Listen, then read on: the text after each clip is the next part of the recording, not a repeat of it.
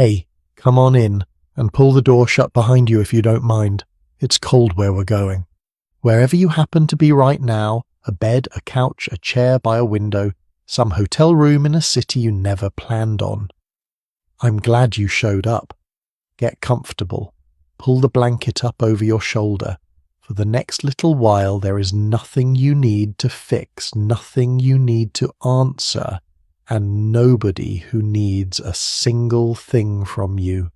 Just breathe and let somebody else do the talking. So, here is the thing I keep turning over in my head.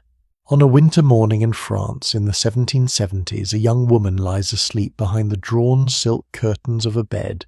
She will not lift a finger for the next 3 hours, and to make that possible, several hundred people are already awake. Some of them have been awake since 2 in the morning. Not one of them will say her name out loud. So who were they? And what on earth were they all doing in the dark? Before we go inside, one small thing.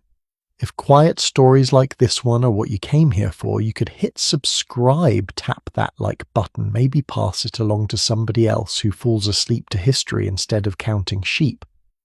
Only if you mean it, though. I would much rather have you here because you want to be here. And I am curious. Where are you listening from and what time is it where you are? Leave it in the comments. I look through them far more often than I should probably admit. All right. Lower the lights as far as they will go. If there's a fan nearby, switch it on for that soft hush in the background. Let your shoulders come down away from your ears. It is 10 minutes before 5 in the morning at the Palace of Versailles, and the Queen is still asleep. Now when somebody says the word Versailles, your brain probably hands you gold. Mirrors, chandeliers dripping light, a staircase you could land a small aircraft on. Forget all of that for a moment, because at this hour Versailles is a dark building full of cold stone. The floors are wood and marble in January does not forgive anybody. The ceilings are so high that whatever warmth the fires make simply rises up and abandons you. The halls are long, the corners are black. Somewhere far off there is the sound of a bucket handle. Somewhere closer a man coughs once and then goes quiet because sound carries here and he knows it. You can see people's breath. And this is not me being dramatic for effect. Back in the days of Louis XIV, in the terrible winter of 1709, courtiers wrote down that the water froze inside the glasses at the royal table, right there, in front of the king. Nobody had solved that problem in the 70 years since. They had simply gotten used to it the way you get used to a draft in an apartment you cannot afford to leave. So hold that picture, a palace the size of a small town. Beautiful, freezing, and almost completely silent. Almost. Because a machine has already started. Here is the part nobody tells you about royal life, and honestly it is my favourite part. Waking up a queen was not a moment, it was a construction project. By the 1770s, the household attached to this one woman, the cooks and the linen keepers and the hairdressers and the ushers and the pages and the wardrobe women, the people whose entire professional purpose was her, ran to somewhere in the neighbourhood of 500 names. 500? That is not the palace. That is not the king's people. That is her. And Versailles itself was not really a house at all. On a busy day, several thousand human beings lived, worked, argued, gossiped, gambled, and slept inside it. Some of them slept in rooms the size of a modern walk-in closet, up narrow staircases you would not want to attempt in the dark. There were people at Versailles who spent 30 years there and never once spoke to the woman in that bed. They just made her mornings possible. Let's follow one of them. Start with water. Every drop of water that will touch this woman today, to wash her hands, to rinse her mouth, to make her chocolate, is being carried up a staircase by hand right now, in a copper jug by a man whose job title is basically water carrier, which sounds almost too simple to be true, so let me give you the joke history built into this. Outside in the dark on the river Seine there was a piece of machinery so famous that tourists came from other countries specifically to stare at it. 14 enormous water wheels, more than 200 pumps, all of it groaning away day and night to lift river water 500 feet up a hillside so that the fountains in the gardens of Versailles could shoot water into the air on demand. 14 water wheels, 200 pumps for the fountains. And for the Queen of France, a guy with a jug. I love that. Not because it makes anybody look silly, but because it tells you exactly what that palace was for. Versailles was not built to be comfortable. Versailles was built to be seen. The garden had an engineering marvel because visitors walked in the garden.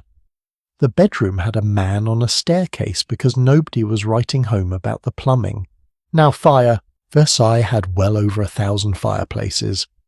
Think about that number for a second, because it means that somewhere in this building at this exact hour there is an army of boys and young men moving from hearth to hearth in the dark with baskets of wood and dry kindling. They kneel, they rake out yesterday's ash into a pail, they lay the new fire, they coax it, and then they leave and go do it again in the next room and the next and the next. There is a real skill in this that we've completely forgotten. A fire that has just been lit smokes, it spits, it smells. A fire that has been going for 40 minutes is warm, quiet, glowing, and behaves itself. So the boys have to work backward from a schedule that somebody else set. The room needs to be warm and calm by the time the important people walk in, which means the fire needs to be lit before anybody who matters is even stirring.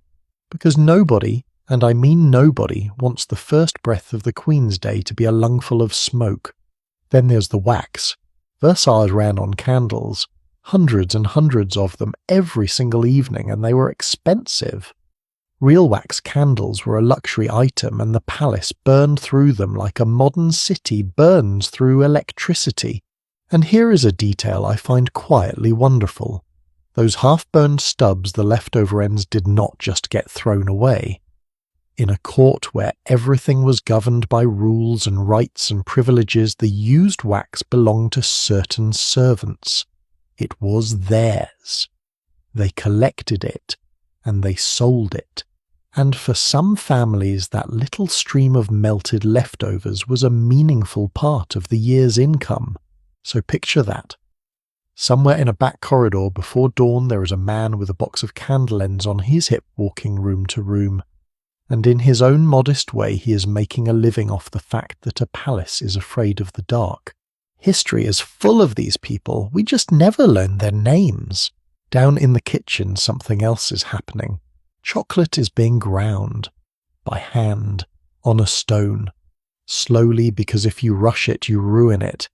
It will be whipped with hot water or milk in a tall silver pot with a wooden handle sticking out the side, and it will be sweet, thick, a little bitter underneath, and expensive enough that most people in France in this decade will never taste it once in their lives. And in another room a woman is holding a folded white shift in front of a fire. That is her job at this moment. Not to wash it, not to fold it, not to mend it, to warm it, to hold that linen near the flame and turn it so that when it eventually touches skin it will not come as a shock. I want you to hold on to that image of the warmed linen. Tuck it somewhere in the back of your mind. It comes back later, and when it does, it will not be gentle. Now let me pull you sideways for a moment. Because at this exact hour, roughly 1,500 miles to the east, there is another woman awake. St. Petersburg, Russia. Winter, which in Russia is a completely different proposition. And in a palace on the edge of a frozen river, Catherine the Great is getting out of bed. Nobody woke her. Nobody was invited to. She rose at 5 or 6 in the morning the way other people breathe out of habit built over decades. She wrapped herself in a silk dressing gown. She lit her own fire and made her own coffee, and the reason she gave was disarmingly ordinary.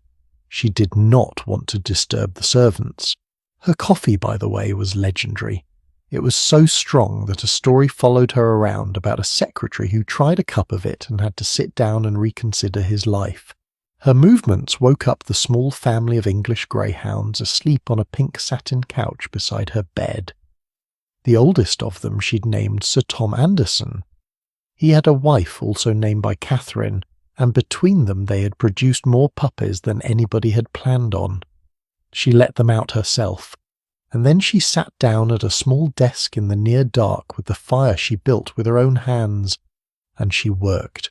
3 hours of it on a winter morning, drafting laws, writing plays which she did for fun, scribbling in the margins of books by Montesquieu and by English legal writers arguing with dead men in pencil. She was known to put in 15-hour days, and she kept it up into her 60s. So take those 2 rooms and put them side by side. In St. Petersburg, a woman in a dressing gown with ink on her fingers alone running one of the largest empires on earth before the sun comes up. In Versailles, a young woman asleep surrounded by an invisible machine of several hundred people whose whole purpose is to hand her the day already assembled. Both of them are the most powerful women in their country.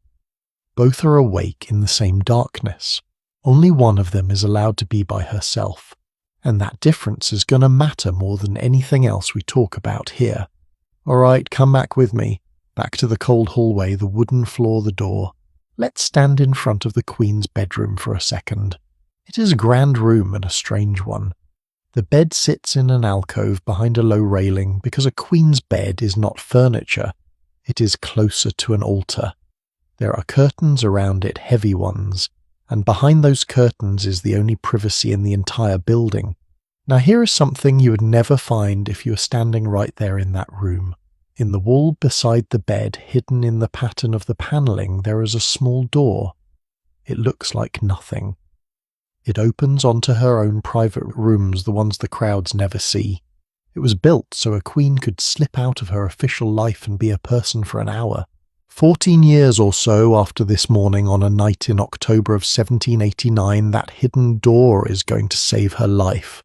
But that is far away, and this is not that night. This is an ordinary winter morning, and the woman behind those curtains is only 19 years old, which is the part I have trouble getting past. She was not born to this palace, she was Austrian. Her name was Maria Antonia, and she grew up in Vienna as one of a big, noisy pile of siblings in a family where her mother ruled an empire, and still found time to write letters correcting her children's posture. At 14 she was handed over. That is the actual word for it. In 1770, on a small island in the middle of the River Rhine, they put up a temporary wooden pavilion just for the occasion. She walked in one side of that building as an Austrian girl. In a room in the middle, she was taken out of every single thing she owned.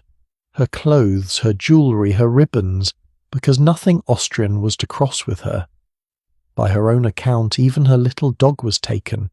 And she walked out the other side, dressed in French silk with a French name at 14 years old, to marry a boy she had met exactly never.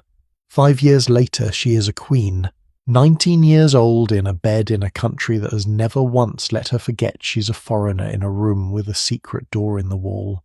She has maybe 20 minutes left. Listen, Versailles ran on clocks. It was a court so precisely scheduled that people used to say you could tell the hour by watching what the royal family was doing. And there is an odd tenderness in that. A whole building keeping time around one family's habits. The clocks are moving now. The fires are settled and glowing. The linen is warm. The chocolate is ground. The water is standing in its copper jug. The candle man has finished his rounds. And out in the hallway 5 or 6 women in silk are gathering, and they are arranging themselves in an order that is not casual and is not friendly. It is an order that has been argued about, wept over, and in a few cases inherited. And then comes the sound. Not a knock, never a knock. Knocking at Versailles was crude, the mark of somebody who did not belong. At this court you asked to enter a room by scratching the door with a fingernail. And there were courtiers who let the nail on the little finger grow long for exactly this purpose. which when you sit with it is one of the strangest sentences in all of European history.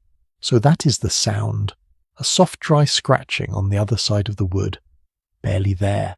The sound of the whole 18th century politely asking a 19-year-old girl to please stop being a human being now. Stay with me, because the second those curtains move, everything changes. She's about to open her eyes, and the moment she does, she's not a young woman in a warm bed anymore. She becomes the most watched body in Europe. And I do mean watched in a way that is difficult to believe until you hear the rules out loud. There were people who had a legal right to stand in that bedroom. There were people who had a right to a stool and people who had to stay on their feet, and the difference between those two groups could poison a family for 3 generations. And there was one woman whose entire duty involved the chamber pot, whose name almost nobody bothered to write down. The curtains are moving. Let's go and see who is allowed to touch her first. Hello again, my friend, still with me good. Settle back in. Same blanket, same soft light, same freezing palace hallway where we left off. Nothing out there has changed, and nothing out there needs you right now. Let your jaw go loose. Let your hands open. If your mind wanders off in the middle of this, that is completely fine. I promise the story will still be here when you drift back. So those curtains are moving, and I want to give you something to chew on before they part. Think about the first 10 minutes of your own morning, the part before you say a word to anybody. Maybe you lie there. Maybe you stare at the ceiling and think about nothing at all. That woman never had those 10 minutes, not once in her adult life. Because at this court, the order in which people were allowed to see a queen open her eyes was not a habit. It was a written system with names, with rankings, with rights that families inherited. And at the centre of it all was a small padded stool that nearly tore the French nobility apart. Before we walk in there, may I ask you something? If these long, slow stories are the ones that help you switch your brain off at the end of a hard day, then a subscribe would mean a lot, and a like helps far more than you would think. Share it with somebody who needs a soft place to land tonight. Only if it's earned, though. I would rather have 10 of you who wanted to be here than 1,000 who were talked into it. And tell me something in the comments. What is the first thing you do when you wake up? I want to know whether anybody out there still gets a quiet morning. Now let the lights go low. Switch the fan on for that steady hush. Sink down a little further. The curtains are opening, and there are 5 women waiting. Let me hold you here for a second before anybody speaks. The room smells of wood smoke and orange flower water and the faint sweetness of last night's melted wax. There is a small sound of silk moving against silk. Somebody's shoe finds a floorboard that gives. Outside the tall windows it is still fully dark and the glass has gone soft and blurred with the cold.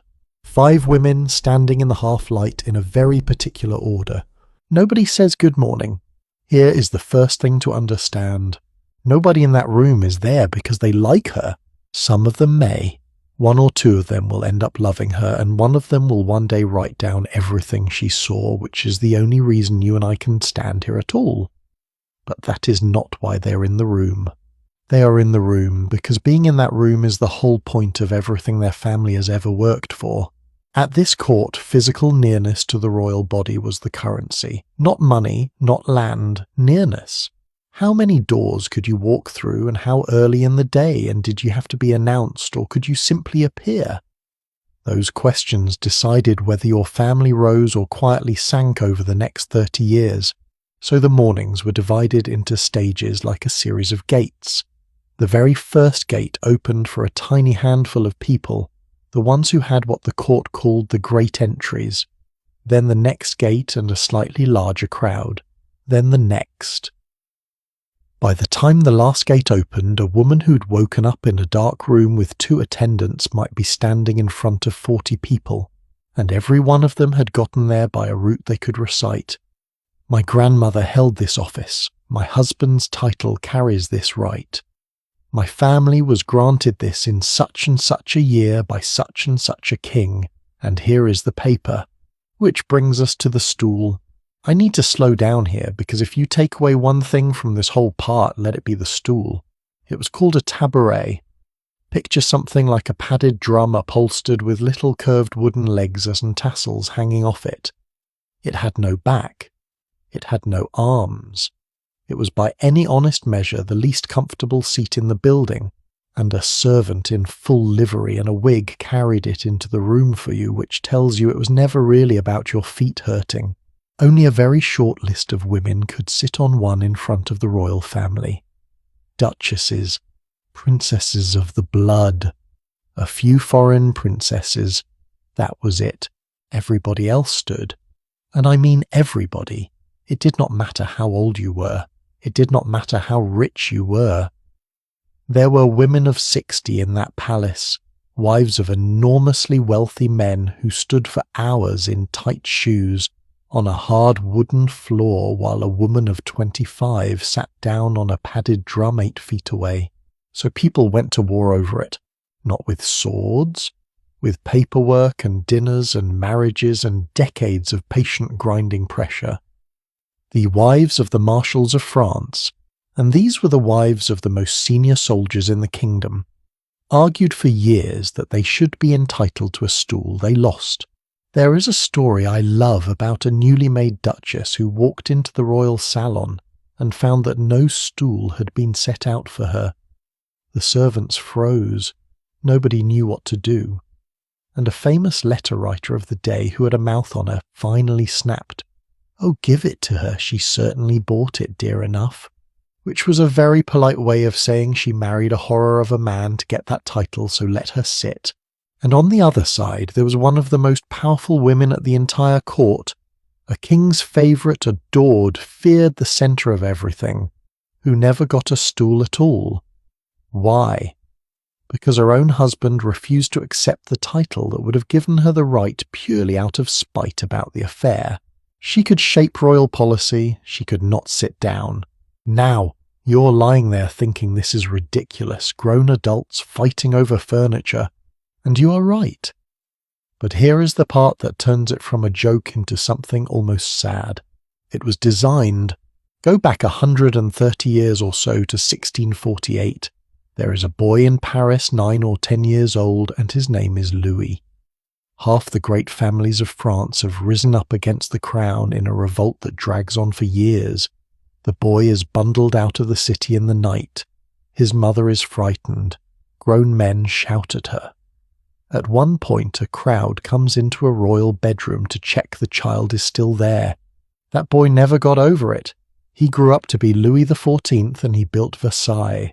And Versailles was not a house. It was a solution to a problem. Bring every dangerous, ambitious, noble family in France to one building. Take away the thing they used to fight over, which was armies, and give them something else to fight over instead. Shirts, candlesticks, stools. Who hands the king his sleeve? Who gets through which door first? Give a man a chance to raise his family standing by holding a towel, and he will spend his entire life at your court holding towels instead of at home in the countryside raising soldiers. It worked. It worked beautifully for about a century. And that is the machine our young queen has just woken up inside of. Every single rule in that bedroom, every hand that reaches out in the correct order is a piece of a cage built by a frightened little boy in 1648. It was never built to trap her. It was built to trap them.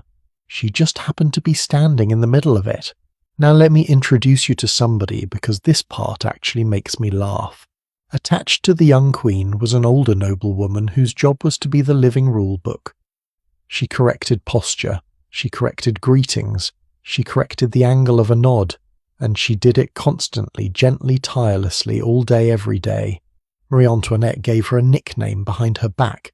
She called her Madame Etiquette, which is honestly an excellent nickname, and I want you to appreciate that a teenage empress's daughter looked at the most rigid woman in France and thought, "You know what? I am going to name you after a rule book." And there's a story about the two of them that I think about more than I should. The young queen was out riding a donkey, a small, harmless, faintly comic activity. and the donkey did what donkeys do. She ended up on the ground, perfectly fine. Grass stains wounded dignity. And while everybody panicked, she looked up and said, more or less, somebody go and fetch Madame Etiquette so she can tell me the correct procedure for a future Queen of France who has fallen off a donkey. That is a 19-year-old girl using the only weapon she has. Not power, not rank, just comedy. And I find something quietly brave in that. When you cannot change the rules, sometimes the only thing left is to make the rules look funny. Now, if you are thinking that France was the worst of it, let me take you south for a moment. Madrid. About 100 years earlier, in 1679, a French princess named Marie-Louise is sent to Spain to marry a king she's never met. She's 17. She cried for weeks before she left, and Spanish court custom made the French look like a summer picnic. At the Spanish court, nobody was permitted to touch the queen, not a friend, not an attendant. Nobody. She was not permitted to look out of a window in case an ordinary person on the street caught sight of her face. She was not permitted to ride a horse the way she had learned as a girl in France, side saddle only and only with an escort. And when the court decided she preferred her French servants, they packed nearly all of them up and shipped them home, leaving her with a handful of familiar faces in a language she barely spoke. She lasted 10 years. She died at 26. So when you hear the word etiquette and picture teacups and pinkies, remember that in some rooms of Europe, etiquette meant a young woman who was not permitted to be touched or to see the sky through her own window. Now let me swing the other way, because it was not all like this. Go north and back a bit further to England and Elizabeth I. Her bedchamber was small, private, guarded like a vault, because the safest place in England was wherever the Queen's body was, and everybody knew it. The women who served her there slept in the same room, some of them on a low bed at her feet. One of her gentlewomen served her for something like 50 years, from childhood to old age. There were no crowds, there were no ranked gates. There was a queen and a few women who had known her since before she was anybody sitting in the dark with the fire going. Those women were among the most powerful people in England. They knew what she said in her sleep. They knew when she was ill and when she was pretending, and you will search a long time in the old political histories before you find their names, which is true of the whole morning when you think about it. There was a post at the English court held for centuries with the title so plain it is almost funny: The Necessary Woman. She emptied the chamber pots, she scrubbed, she carried away what nobody else would carry away. Necessary. That was the whole job description, and it was accurate. At the French court there was an officer whose title translates roughly as the bearer of the chair of business. A grown man with a formal appointment standing in a corridor in charge of a chamber pot in a box. We laugh and we should a little, but somebody did that work. Every single morning in every palace in Europe, somebody carried the ugly part of royalty down a back staircase so that the beautiful part could happen upstairs. And here is the last thing, and it is the thing I actually wanted to tell you. This young queen tried to fix it. She hated the gates and the stools and the crowds, so she started letting things go. She excused people from ceremonies. She stopped some of the formal presentations. She let women sit who had no business sitting. She spent time with a small circle of friends she chose herself, instead of with the women whose grandmothers had held offices. Kindness, you would think. Common sense. It ruined her. Because when she quietly switched off the machine, she also switched off every family whose income, whose standing, whose entire reason for being at that palace was their right to be in that room. All those ancient rights, all that paperwork, all those grandmothers, suddenly worth nothing because the Queen had decided it was silly. They did not say how modern of her. They went home to their apartments and they got out their pens, and over the next 15 years they wrote the pamphlets that helped destroy her. That is the lesson I keep coming back to. When you take away somebody's ceremony, be very sure you are not taking away their paycheck. She thought she was loosening a rule. She was cutting people's throats, and she never saw it. All right, deep breath, come back to the bedroom. The curtains are open now. The fire is behaving. The women have arranged themselves in an order that took 300 years to work out, and the Queen of France has to get out of bed, which means in about 90 seconds she is going to be standing on a cold floor with nothing on at all in front of every person in that room, waiting for one specific pair of hands to hand her one specific piece of white linen. Remember that warmed shift from the fire? Stay with me, because what happens next is a true story written down by a woman who was standing right there holding it. And it is the single most absurd, most humiliating, most perfectly French thing I have ever come across. It involves 3 princesses, a pair of gloves, and a young woman standing bare in the middle of winter, waiting. So, here we are. The floor is bare wood, and it's cold enough that you would feel it through a shoe. The fire is going, but a fire in a room with a ceiling that high is more of a suggestion than a solution. Outside, the sky has not even begun to think about morning, and a young woman is standing in the middle of the room with nothing on at all. Before I tell you what happens next, I want you to meet the person holding the linen, because she matters more to this story than almost anyone. Her name was Jean-Louise Henriette Genet, though history knows her by her married name Campagne. She was born in 1752, the daughter of a clerk in a government office. Not a noblewoman, not rich. A clever girl from an ordinary family with a gift for languages and an excellent memory. At 15, she was brought into the palace as a reader for the king's unmarried daughters, which is exactly the job it sounds like. A girl paid to speak books aloud to bored middle-aged princesses in a cold room. She was good at it. She rose, and by her 30s she held one of the most intimate positions at the French court, the first woman of the bedchamber to the Queen herself. She lived through the collapse of that entire world. She saw the crowds come. She lost nearly everyone she knew. And afterward, in middle age, she sat down and wrote out what she had witnessed in careful, dry, unsentimental prose. I want to be honest with you about something. Almost everything you have ever seen about this queen, every film, every series, every painting of her behind a hairbrush, traces back through the eyes of that clerk's daughter. She is the window. Without her we would have the dresses and the debts and the pamphlets and none of the small human moments. So when I say a young woman is standing bare in a freezing room, I'm not guessing. Somebody was in there holding the shift, and she remembered. All right, the rule. At this court, the Queen's first garment of the day, a plain white linen shift, the layer that touched her skin, could not be handed to her by just anyone. It went to the highest-ranking woman in the room. That was the law of the bedchamber. The lady of honour poured her water and handed her the shift. The mistress of the wardrobe dealt with a petticoat and offered the gown. Every layer had an owner. Every owner had a rank. And on this particular winter morning in the middle of the 1780s, the ranking went sideways. Campagne is standing there with the shift unfolded and open ready. And I want you to hear the room, because Campagne tells us almost nothing about the sound, and yet the sound is everything. There is no talking. Nobody makes small conversation at the Queen's dressing. The loudest thing in that room is fabric. The slow, dry rustle of 6 or 7 silk gowns shifting as women move their weight from one foot to the other. A fire settling. A floorboard giving.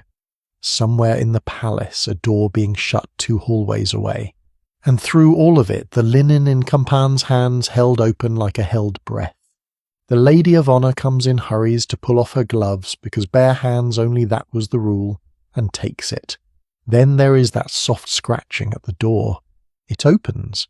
In comes the Duchess of Orleans, Princess of the Blood, which means she outranks the lady of honour. So the shift is hers by right. But protocol does not permit the lady of honour to hand it directly to her. It has to go back down and come back up. So the lady of honour gives it to Campagne, and Campagne gives it to the Duchess, who removes her gloves and steps forward. More scratching at the door. And in walks the king's sister-in-law, the Countess of Provence, who outranks the Duchess. So the shift changes hands again. Meanwhile, and this is Campagne's own detail, which is why it destroys me, The queen is standing there with her arms folded across her chest, not posing, not performing, holding herself, cold. The countess sees it. She can tell this has gone on too long. So she tries to speed things up. She tosses down her handkerchief, does not bother taking off her gloves, and throws the shift over the queen's head fast, and knocks her cap clean off. And the Queen of France, standing bare on a cold floor with her hair now a disaster, laughs. She laughs to cover it. That is the word Campagne uses. She laughed to hide her impatience, after muttering through her teeth more than once. How disagreeable, how tiresome. Now, I have carried that story around with me for years, and my feelings about it have changed more than once. The first time I thought it was funny, then I thought it was outrageous, and somewhere along the way I landed on the thing that actually bothers me, which is this: nobody in that room was being cruel. Think about it. Every woman standing there could see a 19 or 20-something-year-old shivering. Not one of them wanted that. The countess literally hurried and skipped her own gloves to shorten it. So why did nobody simply take 3 steps forward and put the shift on her? Because the moment you break the sequence, you announce in front of witnesses that the sequence does not matter. And every woman in that room had a family, a name, an income, and a place in the world that rested entirely on the sequence mattering. To be kind in that moment was to commit a small act of treason against your own children's future. That is the part that stops being funny. It was not a room full of monsters. It was a room full of people who all privately knew the decent thing to do, and each of whom had an excellent personal reason not to be the one who did it. Can I ask you something? Have you ever sat in a meeting where everybody in the room knew what the right call was and everybody waited for somebody else to say it? Where the cost of being the first one to speak was just slightly higher than the cost of staying quiet? Then you already understand the French court. It was not a different species of human being. It was the same species with better fabric. And here is the second thing about that shift. We tend to picture royal dressing as pampering. Warm towels, someone doing your hair while you sip something. Half of the historical dramas made in the last 20 years have sold you that image, and it is a lovely image, and it is wrong. That was not pampering, that was assembly. A queen at this court did not get dressed. A queen got built, layer by layer, and each layer had an official, and each official had a witness. And by the end of it, the woman who had been shivering in the middle of the floor had been converted into a piece of the French state. The shift was the last honest thing about her. After that, everything went on top: the stiffened bodice, the hoops, the petticoat, the gown, the jewels. She walked out of that room as an object of national importance. She walked into it as a young woman with cold arms, and once you see the assembly for what it is, you start noticing something strange about the clothes themselves. They fasten in the back. Sit with that for a second. Across most of Europe for centuries, the most fashionable women's clothing was engineered so that the person wearing it could not put it on without help. Laces up the spine, hooks behind the shoulder blades, sleeves tied on with cords at points a human arm cannot reach. That is not bad design. That is the entire message. Clothing that fastens in the back is clothing that says out loud, there is another woman in my household whose mourning belongs to me. Fashion in that world was not only about beauty, it was a statement of how many hands you owned. Which is why when a working woman got dressed, a laundress, a farmer's wife, a shopkeeper, her clothes fastened in the front, because she had to be out the door before dawn and nobody was coming to help. I find that detail almost unbearably useful. You can look at a portrait of a woman from this era, ignore her face entirely, and tell how her life ran just by finding the seam. Now let me take you east for a while, because there is another woman in this story and she is watching. 1,000 kilometers from that cold bedroom in Vienna sits the young queen's mother, Maria Theresa, ruler of the Austrian lands, in her own right mother of 16 children, and possibly the most formidable woman in 18th century Europe. She once ran a war while heavily pregnant and won, and she had her daughter watched. I do not mean she asked after her in letters. I mean there was an Austrian ambassador in Paris named Mercy, whose actual assignment, beyond diplomacy, beyond treaties, was to send regular, detailed, confidential reports back to Vienna about the daily conduct of the young Queen of France, who she spent time with, how much she gambled, whether she went to bed too late, whether she was doing enough to become pregnant, what she wore. And then a letter would come back from her mother and it would arrive with the weight of an empire behind it, and it would be about her posture. Here is my favourite example, and I promise it is real. The French court required a particular kind of formal bodice-boned and rigid laced hard, more architecture than clothing. Wearing it was not optional if you were on display. Our young queen decided she'd had enough of it, and for a stretch quietly stopped.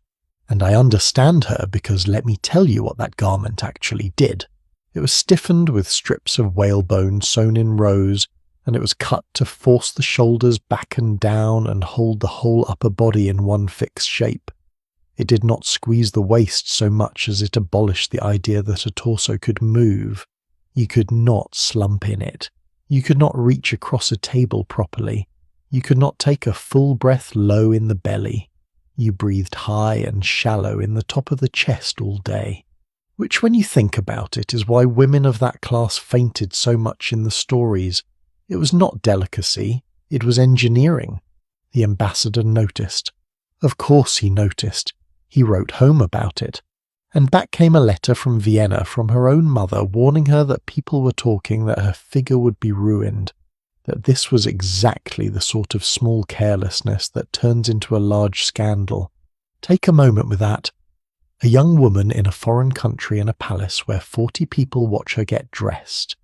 And the one person on earth she might have written to for comfort was also the person receiving intelligence reports about her underclothes. Whenever I hear someone say she was spoiled, I think about that letter. She was not spoiled. She was supervised in a way almost nobody has ever been supervised. By a court that watched her body and by a mother who watched the court. Now, while we're being honest about that white linen, let us kill a myth, because you have heard it 100 times.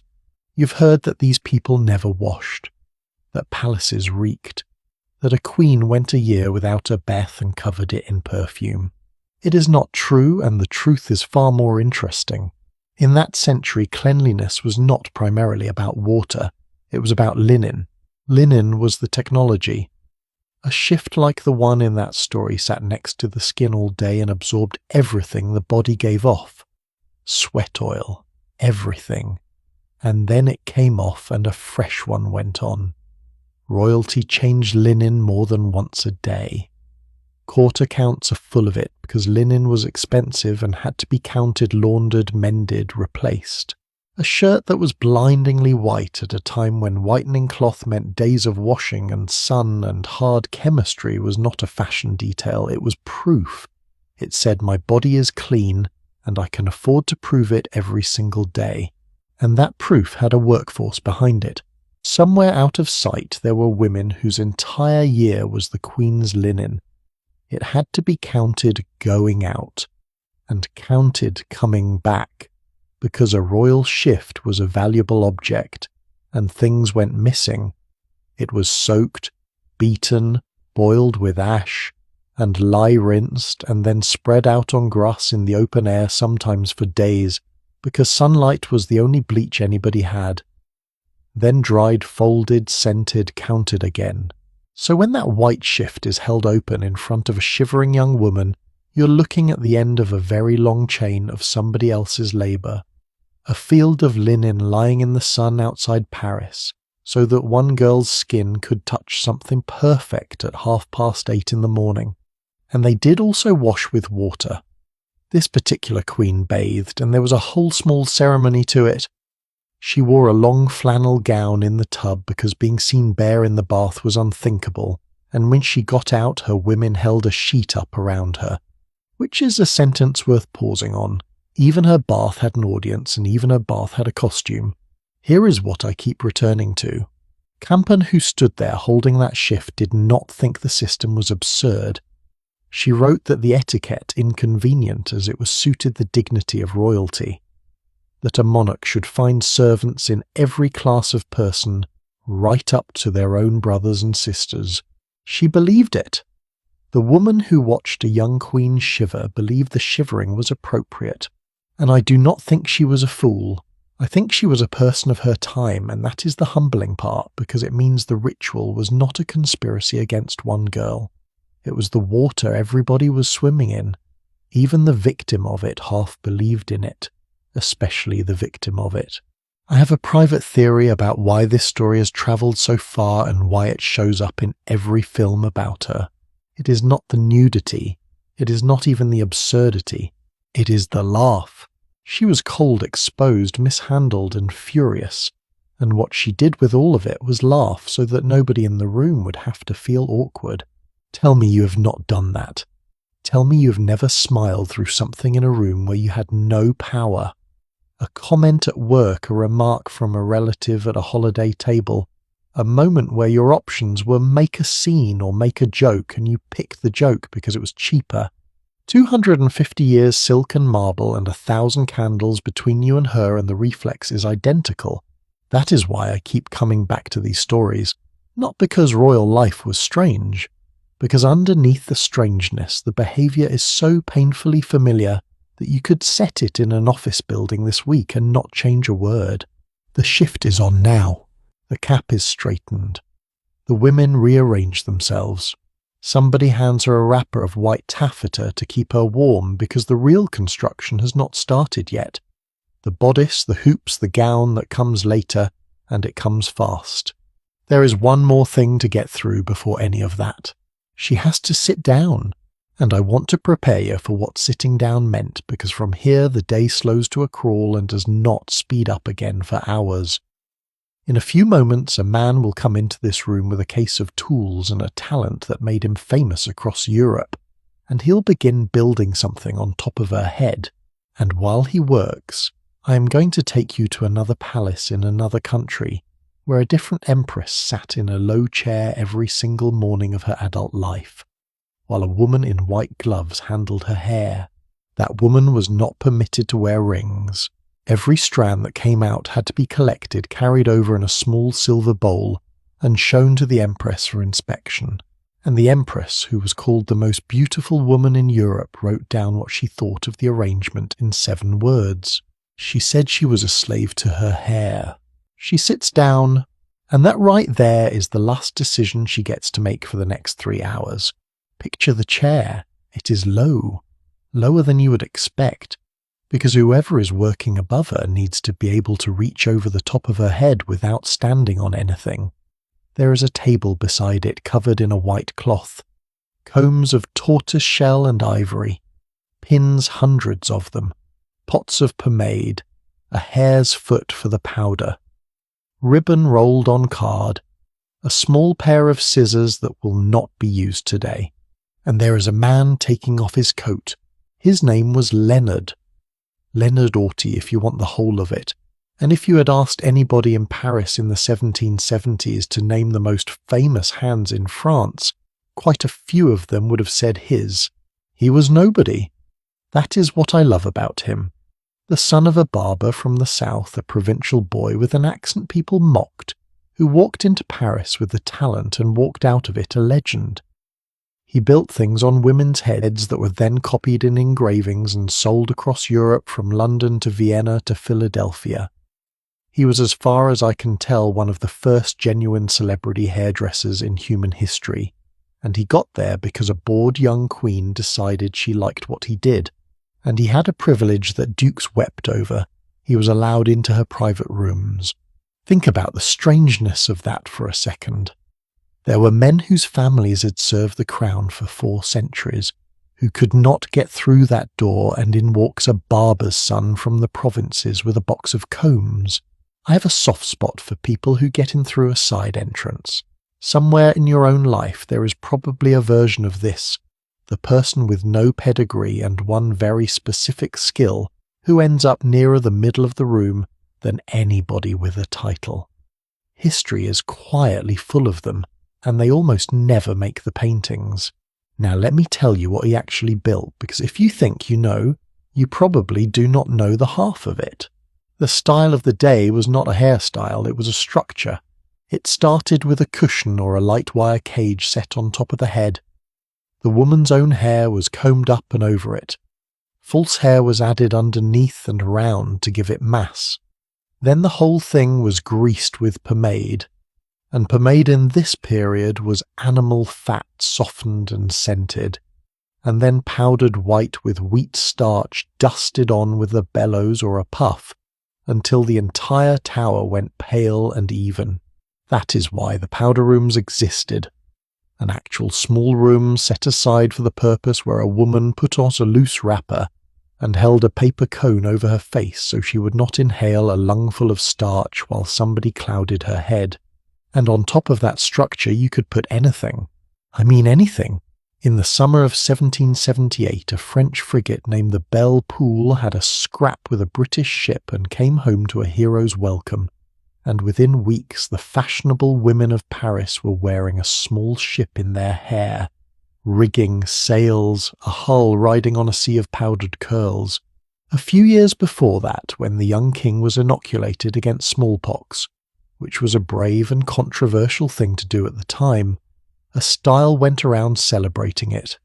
A rising sun, an olive tree, a serpent coiled up the trunk. People wore the news. That is what those towers were. Before newspapers were something everybody saw, before a headline could travel, a woman walked into a room with the month's biggest story arranged on her head, and everyone knew instantly what she thought about it. Honestly, I find that more inventive than anything on a runway today, and while all of this is going up, the room goes quiet in a particular way. You would think a hairdresser at work would be chatty. Not here. There is the small, dry click of a comb being set down on a marble tabletop. The soft puff of the powder bellows twice, 3 times. The smell of warm animal fat and orange flour and something faintly sharp underneath. A woman standing behind the chair with an armful of ribbon waiting to be asked. And in the middle of it, someone sitting perfectly still with her chin slightly lifted, staring at a wall she has stared at every morning for years. 3 hours is a long time to look at a wall. There were consequences, of course. Doorways became a problem. Carriage roofs became a problem. There are contemporary drawings of women kneeling on the floor of a coach so their heads would fit, and of ladies at the theatre whose hair blocked the view of everybody behind them. Whether every single one of those prints is fair is another question. Satirists exaggerate for a living then and now, but the basic problem was real enough that people complained about it in letters. And since we are here, let me deal with the story you have definitely heard. You have heard that mice nested in these hairstyles, that vermin took up residence in the towers and grand ladies slept with cages over their heads. I am sorry to take it away from you, but there is no good evidence for it. It looks very much like a joke from a satirical print that escaped into the world and got treated as a fact somewhere along the way.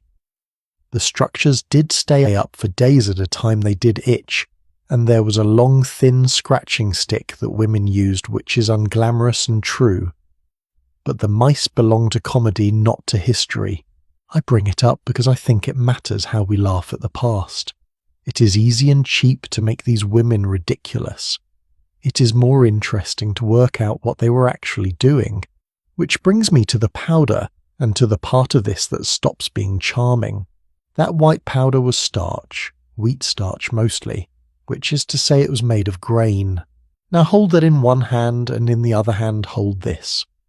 In the spring of 1775, in the first year of that young couple's reign, the price of grain went up and the country went off. Riots spread through the towns and markets around Paris. Bakeries were forced open. Crowds came into the courtyard at Versailles itself, and the king had to appear and speak to them.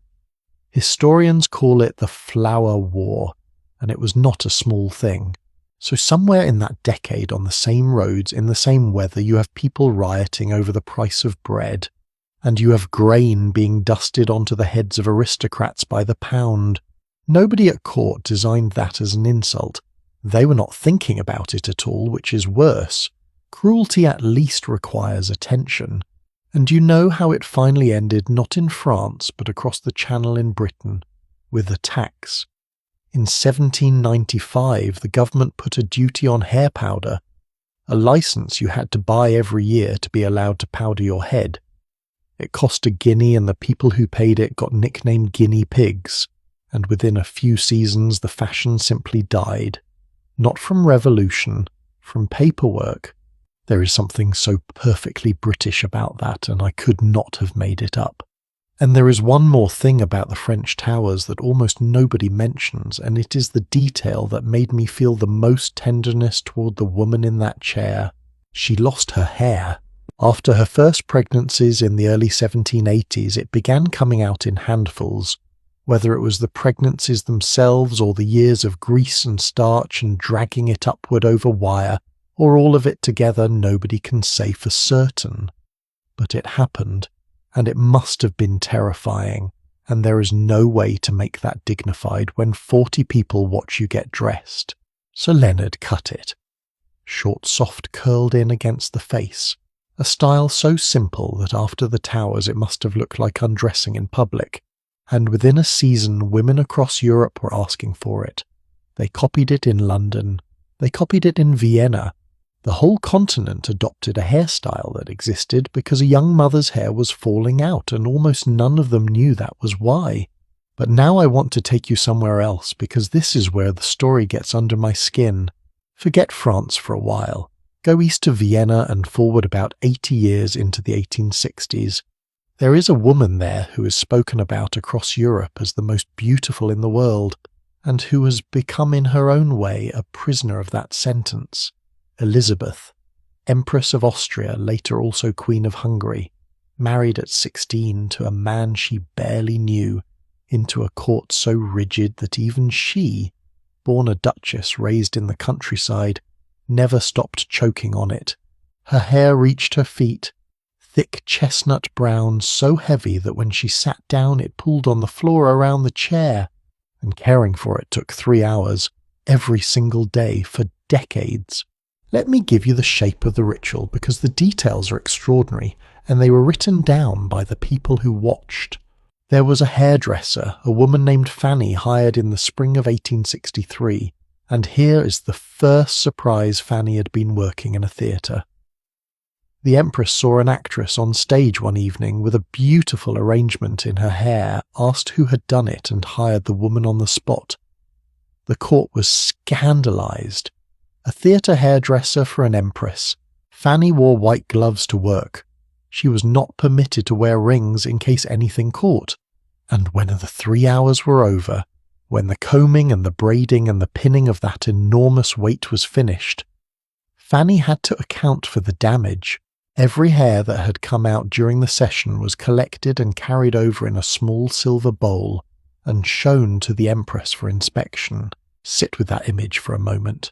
A silver bowl, held out with both hands, and a woman leaning forward to count what she had lost that morning. If the number was high, the Empress was upset, and everybody's day was worse. So Fanny started cheating. She fixed a strip of adhesive tape to the inside of her apron, and as she worked, she would quietly, invisibly move the fallen hairs onto that tape, and then hold out a clean comb and a bowl with far less in it than there should have been. She did this for years. A small daily tender lie told over and over to a woman she had no reason to protect other than that she had come to understand her. Whenever somebody tells me that history is about kings and battles, I think about that piece of tape. Now here is the part that turns the whole power arrangement upside down. Fanny knew that she was irreplaceable, and when she was annoyed about something, a slight, a refusal, a demand she thought unfair, she did not argue. She simply sent word that she was unwell and dispatched a substitute, and the Empress folded every time. Elizabeth said as much herself. After several days of another woman doing her hair, she said she was worn down completely, that Fanny knew this and was waiting for the surrender. So picture the actual balance of power in that room. On one side, the Empress of Austria, Queen of Hungary, one of the most photographed and painted women of the century. On the other, an employee with a comb, a theatre background, and total leverage. Fanny incidentally was paid about what a university professor earned, and later when the Empress wanted to escape the crowds on a foreign visit, she used Fanny as a decoy, sent her out to smile and accept the cheering, while she herself slipped away to look at harbour or take a boat ride in peace. The hairdresser played the Empress, and by all accounts she enjoyed it enormously. Every 2 or 3 weeks came the full washing, which was practically a state occasion of its own. Eggs and cognac worked through all of it, then rinsing, then drying, and the whole business took most of a day, during which the Empress was in effect out of service.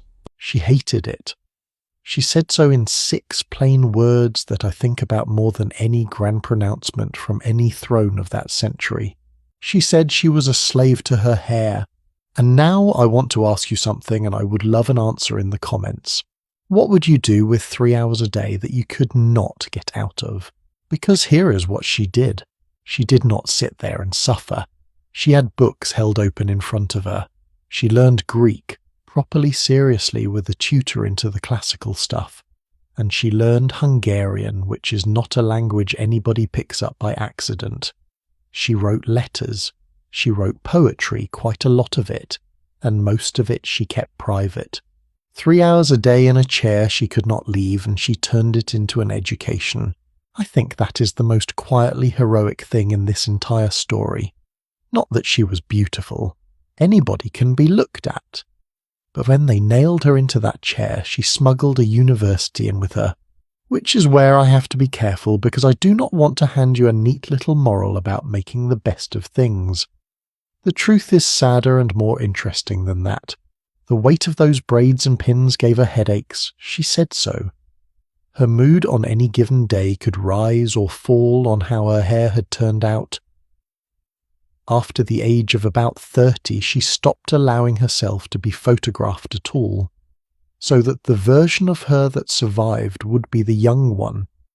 She began carrying fans and parasols not for the sun but to hold up between her face and other people.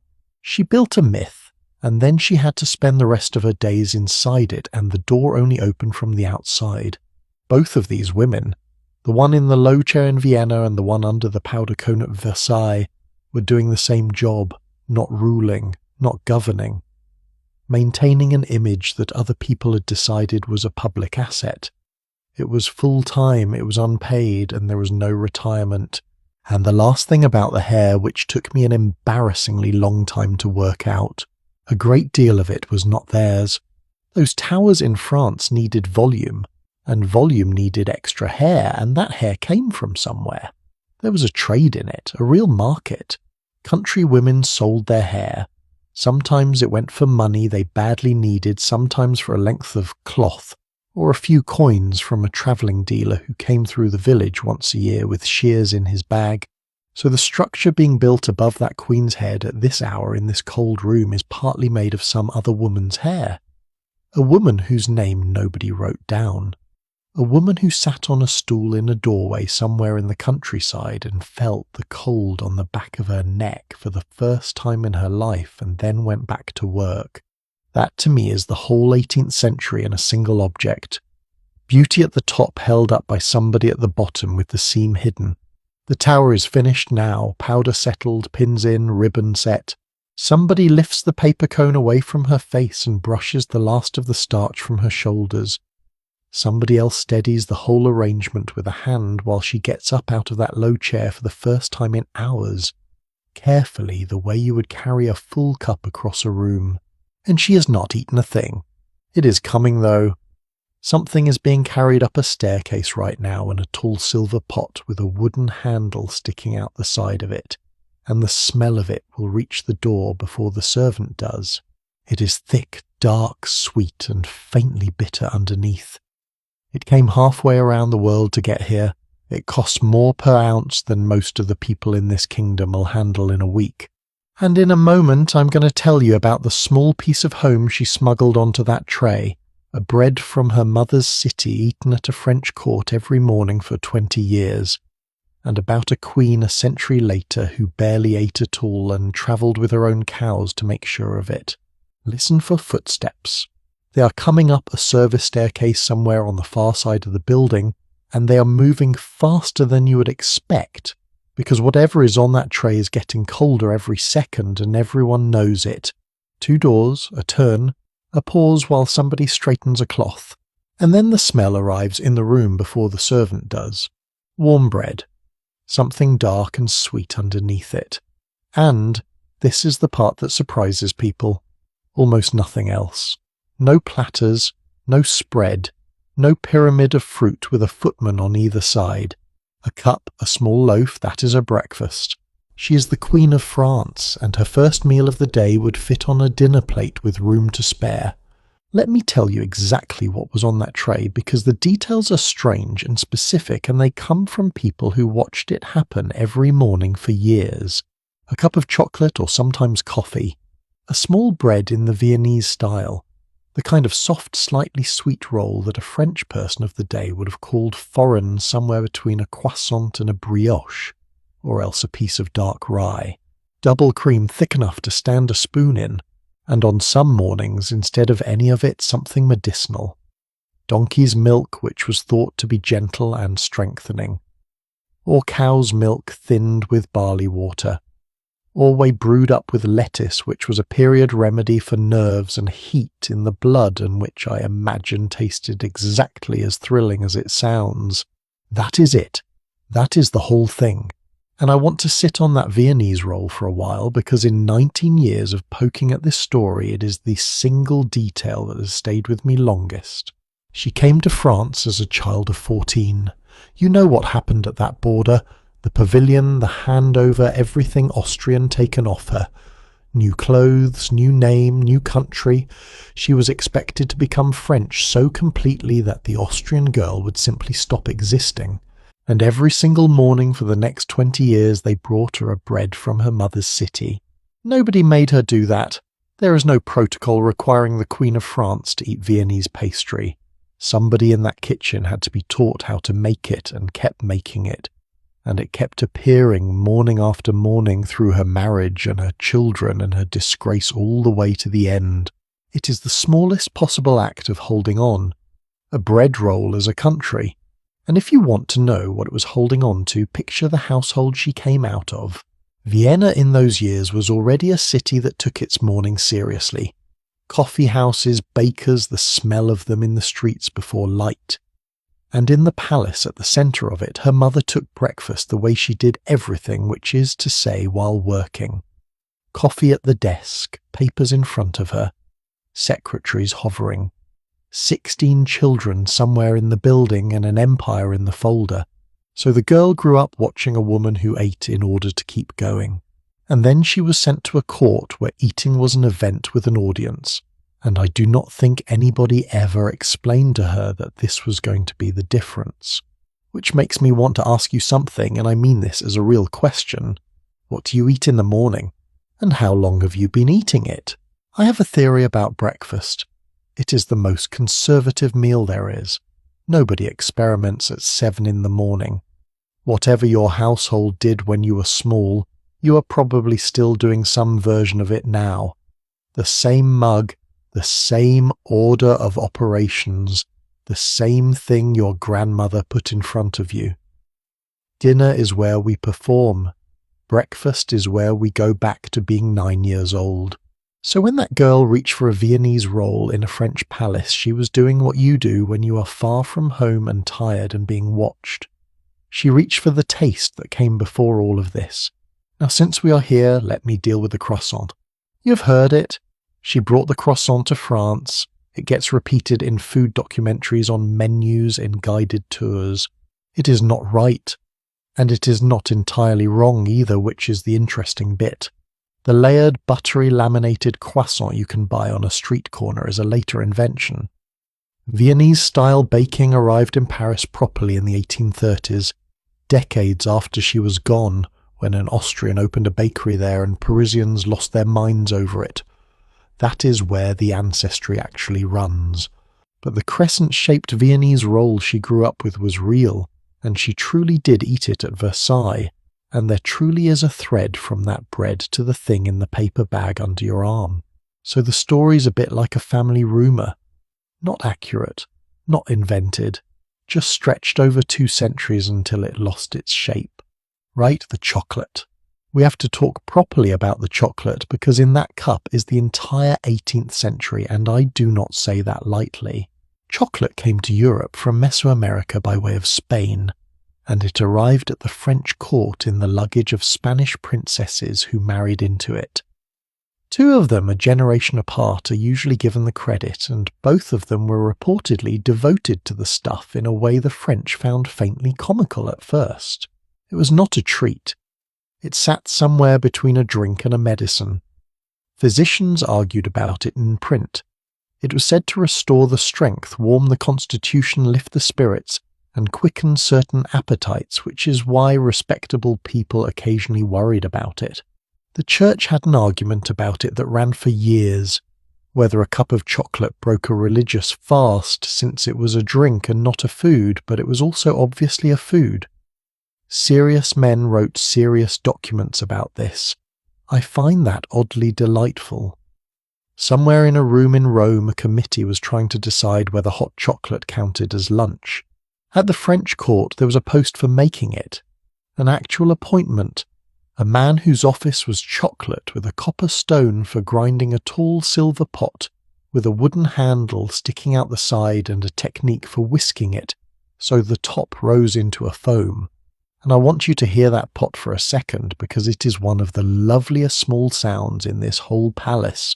The handle sits through the lid and it turns, a wooden rod with a disc on the end, and you spin it between your palms back and forth until the surface lifts into a dense pale foam.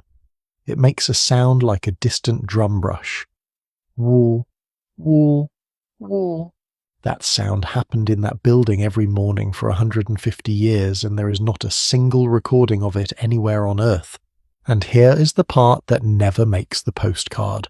The sugar in that cup and the cacao and the coffee on the other mornings, all of it crossed the Atlantic. In this decade, the richest colony in the French Empire was an island in the Caribbean, producing an enormous share of the world's sugar and coffee. That production ran on the forced labour of enslaved people on a scale that is difficult to hold in the mind. I am not going to dwell on it because that is not the story we are here for and because it deserves better than a passing paragraph. But I am also not going to skip it because it was in the cup. It was in every cup, in every palace, in every fashionable house in Europe, and nobody upstairs was asked to think about it. The ingredients in that single serving would have cost a working man in Paris something on the order of a day's earnings, perhaps more. The man carrying it up the stairs could not have afforded to drink it. Which brings us to bread. And I need you to understand what bread was in that country because it was not a side dish. For most people in France, bread was the meal, not part of it, the whole architecture of it. A working family's diet was built on it, and the household budget was built on it too. In an ordinary year, a labourer's family in Paris might spend something near half of everything they earned on bread alone. In a bad year, when the harvest failed and prices climbed, it went far past half, and there was nothing to cut because there was nothing else in the basket. Now hold the 2 loaves side by side. On the tray upstairs, a small, soft, pale roll made with fine white flour, enriched faintly sweet, gone in 4 bites. In a bag on a shoulder, somewhere in the city, a heavy dark loaf, coarse, dense, meant to be stretched over days. Technically the same commodity, sold in the same city, made from the same fields. And the distance between those 2 pieces of bread is the distance that eventually swallowed everybody in this story. Which is the perfect moment to kill the most famous sentence ever put in a woman's mouth. Let them eat cake. She never said it. Here is the actual trail. The remark, in French, let them eat brioche, shows up in writing by a very famous philosopher in a book he was working on in the mid-1760s. He tells it about an unnamed great princess. At that point our queen is a child of about 9 or 10 still in Vienna, and will not set foot in France for another 5 years. The line was old before she arrived. Later writers have attributed a version of it to earlier queens generations before her. It was in effect a stock joke about royal obliviousness sitting in a drawer, waiting for somebody unpopular enough to pin it on. And there is a wrinkle I like even better. Brioche is not cake, it is enriched bread. And there were rules in France at various points requiring bakers who ran out of cheap bread to sell their finer bread at the cheap price. So a person could take that sentence if they wanted to as something almost reasonable. Give them the good stuff at the ordinary rate. Not that it matters. Once a line like that attaches itself to a face, no amount of footnotes will pull it off. What I find genuine and sad about it is this. The sentence survived because it was useful. Somebody needed a foreign queen to have said it, and she's been answering for it for 250 years. All right, let me take you out of France because 2 other queens ate breakfast in ways that tell you everything about them. Go north first to England and forward a century. Queen Victoria, and I confess a real fondness for her here, loved to eat breakfast outdoors. Not on a terrace exactly, she had places. At her house on the Isle of Wight there was a little arched alcove she liked open on 2 sides where the tray would be carried out to her. In Scotland she used a garden cottage, and at one of her homes near Windsor she sometimes took breakfast inside a set of purpose-built Gothic ruins, which is such a magnificently Victorian thing to do that I need a moment. A woman who ruled a quarter of the planet eating toast in a fake medieval ruin in her own garden, because she thought the atmosphere was nice. She also ate fast, quite famously fast, and court protocol held that when the sovereign put down her cutlery the plates went, all of them everywhere down the table. So guests at her meals routinely got about 4 mouthfuls in before their food was removed. There are accounts of grown statesmen going away from a royal table hungry, and then quietly asking the kitchen for a sandwich later like schoolboys. And there is one small story from her household that I cannot let go of. The royal grandchildren were given deliberately plain nursery food, plain meat, milk, puddings, nothing exciting, while visiting children were allowed the eclairs and the ices. One of the little granddaughters, boiling with injustice, said her grace at the table as, "Thank God for my dull dinner." She was punished for it, and she was completely right. Now go east and go quieter, because the other breakfast in this story is a hard one. The Empress in Vienna with the floor-length hair, the one we sat with in that low chair, barely ate. For long stretches she took almost nothing eggs, oranges, raw milk. And to guarantee the milk was exactly what she wanted, she travelled with her own animals. Goats and cows moved by rail and by ship across Europe, so that an empress could have the correct milk in the morning. Other times she took almost nothing but the pressed juice of raw meat, which was considered strengthening at the time, and which I will not describe further because you are trying to sleep. There are numbers attached to all this, her weight, her measurements. They get quoted in every article about her, and I am deliberately leaving them out because the moment a number like that goes into the world, it stops being history and starts being a target somebody measures themselves against. She was ill. That is the honest word for it. Historians now discuss her case in the language of a recognized illness, not of discipline, and I think that is the correct and the kinder reading. What she called a routine we would call a symptom. And here is the thing that makes me ache for her. Everything we admired about her, the waist in the paintings, the astonishing hair, the myth of the most beautiful woman in Europe, was the visible surface of something that was quietly taking her apart. Europe applauded the result and never once asked about the method. I said earlier that these women held a full-time unpaid job maintaining an image. This is the invoice for it. So, 3 breakfasts. A young woman in France holding onto a bread from her mother's city. An old woman in England eating toast in a fake ruin at high speed because she had things to do. An empress in Austria being followed across a continent by her own cows because she had decided that food was an enemy. Nourishment, contentment, and punishment. You can tell an enormous amount about a person from what they do at the start of a day when nobody's making them do anything. Which is the point, and it is the reason this particular meal matters more than the grand ones. Breakfast was the only food in that queen's entire day that was hers. No ranked officers handing things down a chain, no crowd, no arrangement of stools, a cup a roll, a woman or two near by a fire, and quiet.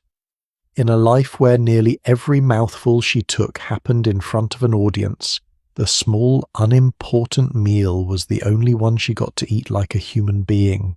I think that is why the details of it are so touching to me. Given one unwatched moment in 24 hours, she did not order anything spectacular. She had warm bread and something sweet exactly like the child she used to be. So the cup goes back on the tray still half full, because it always went back half full. Somebody brushes a crumb from the table.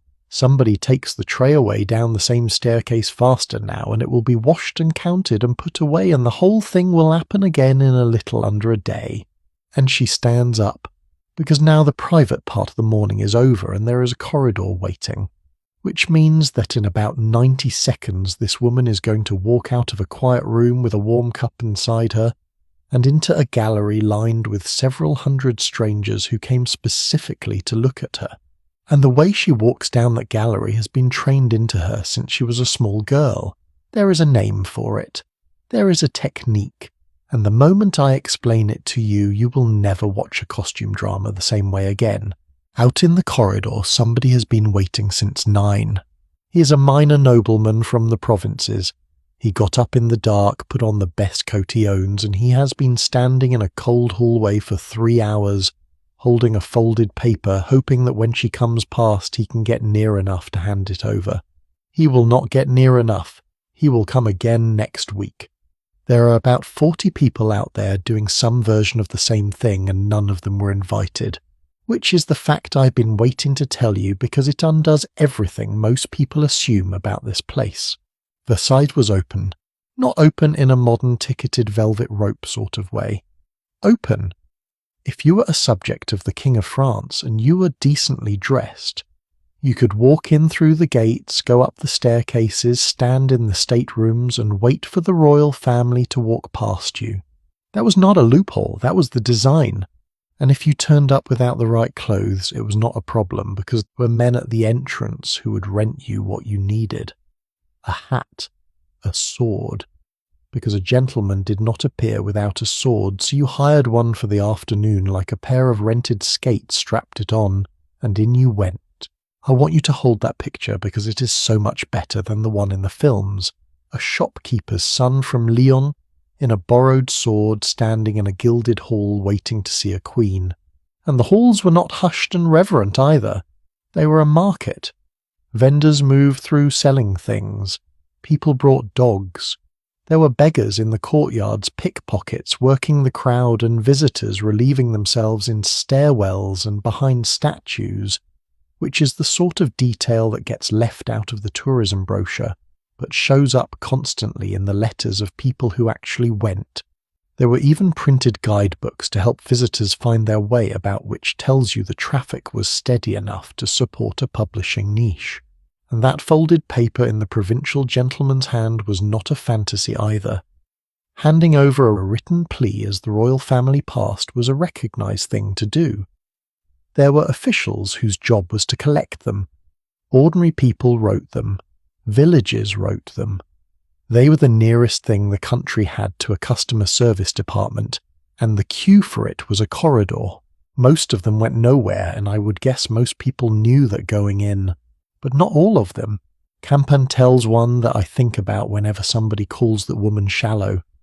A group of country people got a petition to her about a bird, a game bird protected for royal hunting, which was tearing through their crops and which they were forbidden to touch. She ordered it destroyed. Done. 6 weeks later, a second petition arrived from the same people because nothing had happened, and she was furious. Not at them, at her own officials. That is not a woman playing at being a shepherdess. That is somebody who took a piece of paper from strangers, seriously believed it gave an order, and then discovered that her own household had ignored her, Hold on to that. It comes back at the end of all this in a way that will hurt. So when you imagine this woman walking to chapel at noon, do not imagine an empty corridor with sunlight and dust. Imagine an airport terminal that smells of perfume and sweat and dogs, where every single person is facing the same direction, waiting for one door to open. Now the walk. I promised you this, and here it is. And I think it is the most quietly extraordinary thing in the whole day. The women of the French court did not walk the way you and I walk. They had been trained out of it as children. The technique was a glide. Small steps taken from the hip rather than the knee, with the feet staying low and moving forward almost without lifting. A slide across polished parquet rather than a series of steps. The knees stayed soft. The upper body did not move, no bobbing, no sway, nothing rising and falling. And the effect, with an enormous hooped skirt on top of it, was that the whole construction appeared to travel across the floor on its own. They were taught this by dancing masters over years from early childhood, the same way a violinist is taught scales. Posture, entrance, exit, the depth of a curtsy for each rank. How to move backward out of a room without turning your back, because turning your back on royalty was unthinkable, so you had to be able to leave a room in reverse in heels, in a dress the width of a doorway without looking down. Try that. I have thought about trying it. I have decided against it. And here is the detail that made me put my coffee down when I first came across it. Before that Austrian girl was sent to France, her mother had her remodelled for the job. A dentist worked on her mouth. A French hairdresser was sent to fix her hairline. And to teach her how to move like a French princess, they brought in one of the most celebrated ballet masters in Europe. A world-famous choreographer hired to teach a child how to enter a room. And it worked. That is the part that gets me. People who saw her later said her walk was the one thing nobody could copy. She was talked about across the continent for the way she crossed a floor, that she seemed to move without her feet touching anything, that she was the only woman at Versailles who truly had it. So when the historians tell us she was frivolous and untrained, I always want to raise a hand and say, hang on, she was trained. Exhaustively, from childhood. She was just trained for the wrong century. Now let me take you into the corridor she has to cross, because the room itself is part of the story. The Great Gallery at Versailles runs about 240 feet, the length of most of a city block. Down one side, 17 tall windows facing the gardens. Down the other, 17 matching arches, and those arches are filled with mirrors, 357 of them set in panels. Now we spend our whole day surrounded by reflective glass, and we have completely lost the ability to be impressed by it. So let me put it back. In the century that Rome was built, the best mirror glass in the world came from Venice, and the Venetians guarded the secret the way a country guards a weapon. Mirrors were priced like jewels. A single decent one was a serious asset in a wealthy household. So the French did what great powers do. They got the technique out of Venice by persuasion and payment, set up their own works and built a corridor lined with the stuff. That hall was not decoration, it was a flex. It was the 18th century equivalent of paving a hallway in gold bars, and every visiting ambassador understood the message the instant he walked in. But here is what nobody designed and what I cannot stop thinking about. If you put a woman in that gallery, she is multiplied. 357 pieces of glass on a bright day with the garden light coming in from the far side. She cannot take a step in there without meeting herself, and behind her own reflection in the same glass are the reflections of everybody watching her, which means something else, something I think was very real. You did not have to stare at the Queen. Staring was rude and it was noticed. But in that room you didn't need to. You could face a window or your neighbour or the ceiling and study her face perfectly well in the mirrors on the far wall. That corridor is one of the earliest surveillance rooms in Europe. Nobody looking at anybody, everybody watching everything.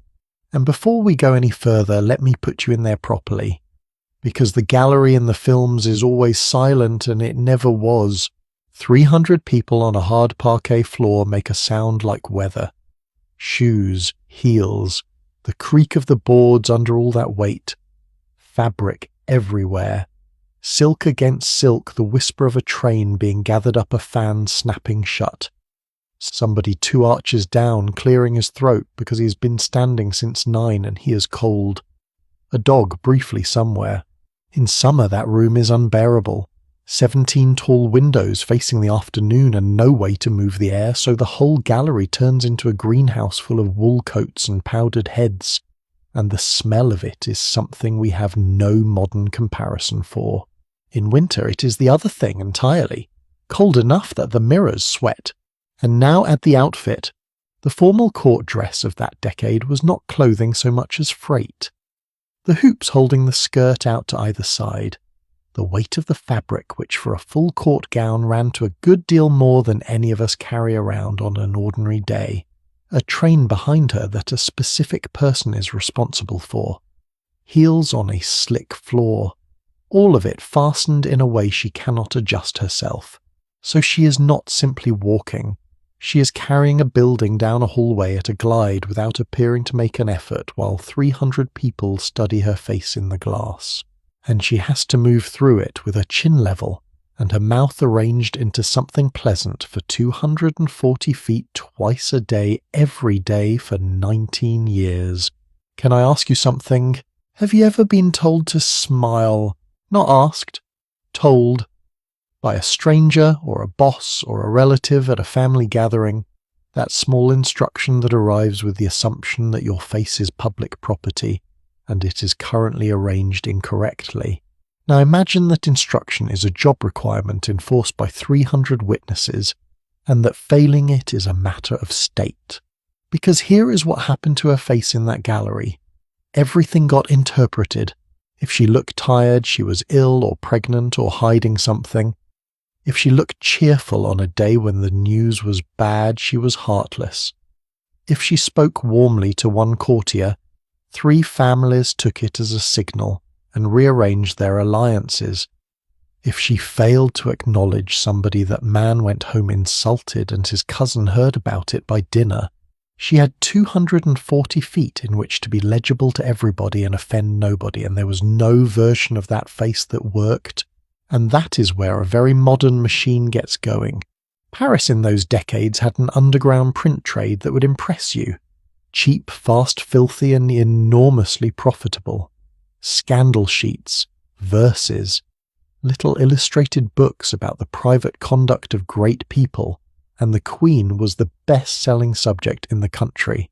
Much of it was printed outside France, in London, in Amsterdam, specifically so the French authorities could not touch the presses.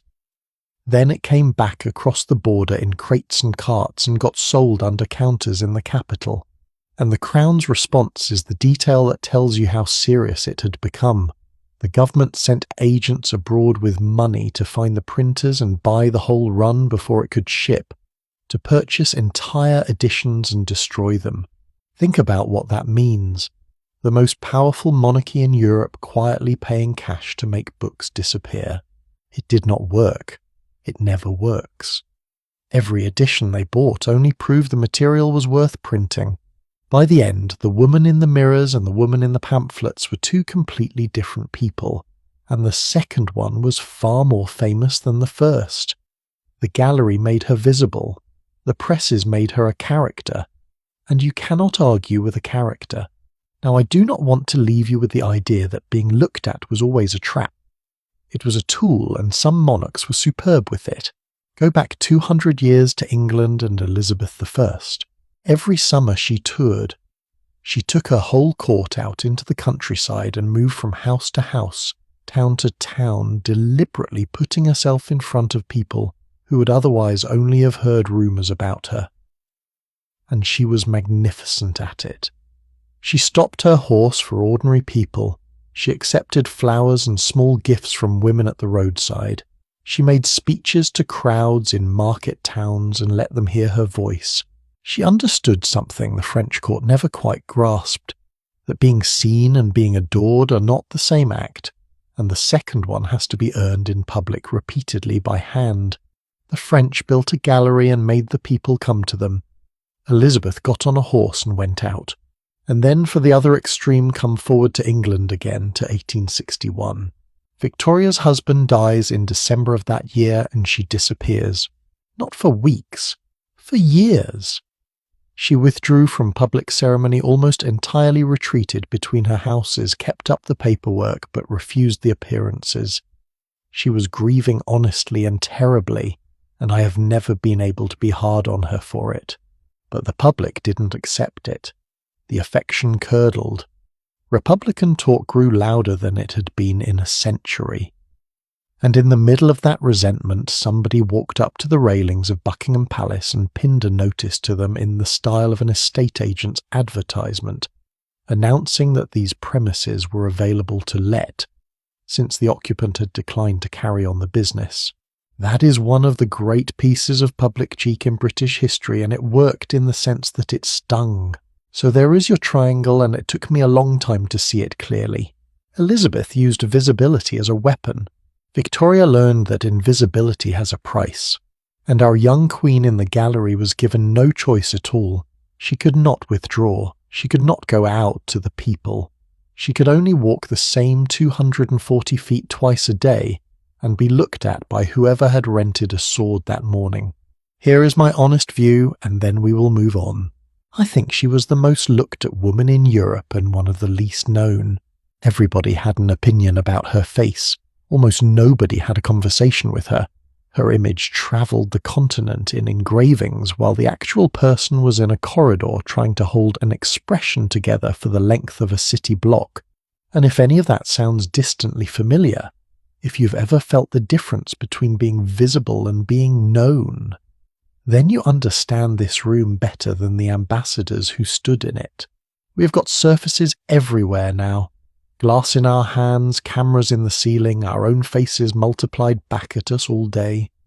We built ourselves a hall of mirrors and we walk through it voluntarily. She just did not get to choose. The doors at the end are opening. Before she moves, the crowd is cut. Ushers with staffs work down the gallery, pressing people back against the arches, opening a channel of bare floor, about wide enough for a skirt and a half. There is a call, and the sound in the room drops away, and every head turns the same direction like grass in a field. Then the order of the walk, which is its own small piece of theatre. Officers first, then her women in the sequence that governs everything, each one holding her distance to within a step, because being too near or too far was itself a statement. Nobody speaks to her as she passes. They dip, she acknowledges. It moves. She has reached the chapel. There is the smell of cold stone and old incense, the shuffle of several hundred people, arranging themselves, the small crackle of a service beginning. For about half an hour nobody is permitted to look at her because everybody's supposed to be looking somewhere else. Half an hour. That is the nearest thing to privacy she will get before dark. And when it is over, she has to go and do the thing I have been dreading telling you about. Because up ahead there is a table, and in front of that table there is a rail, and behind that rail, standing shoulder to shoulder, are strangers who have come specifically to watch her eat. Not dine with her, watch her. Her food will arrive, having travelled hundreds of feet through unheated corridors in the hands of a dozen people, which means it arrives at the temperature of the building. There is a silver boat on the table that exists purely to hold her napkin, and it has its own ceremony. And she'll sit down in front of all of them, lift a fork and eat almost nothing. There is a boat on the table, not a picture of a boat. A boat. Perhaps 1.5 feet long, made of silver or of gold, shaped like a ship with a hull, and detailing standing on its own little sea of worked metal. And inside this boat is a napkin.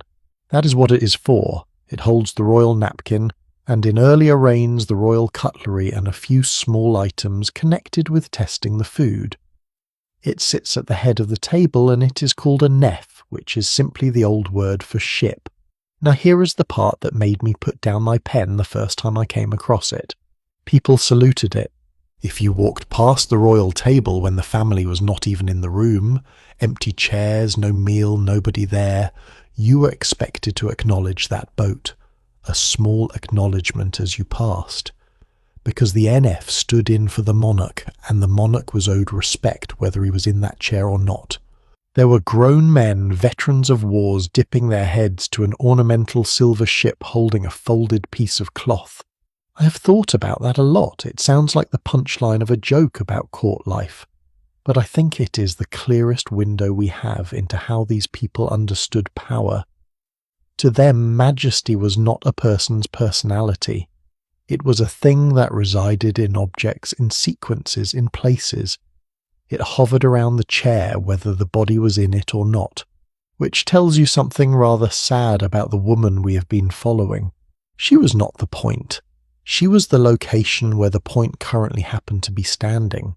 Right, the room. She is not going to eat in a dining room, because a dining room in our sense does not exist here. She is going to eat in an antechamber, a large formal space with a table set for the royal family and nobody else. And in front of the table there is a rail, a physical barrier holding a crowd back. Behind it, standing shoulder to shoulder, are as many people as the ushers have decided to let in. The ones with the right to a seat are already seated in the front, which we have talked about, and which I will not put you through again.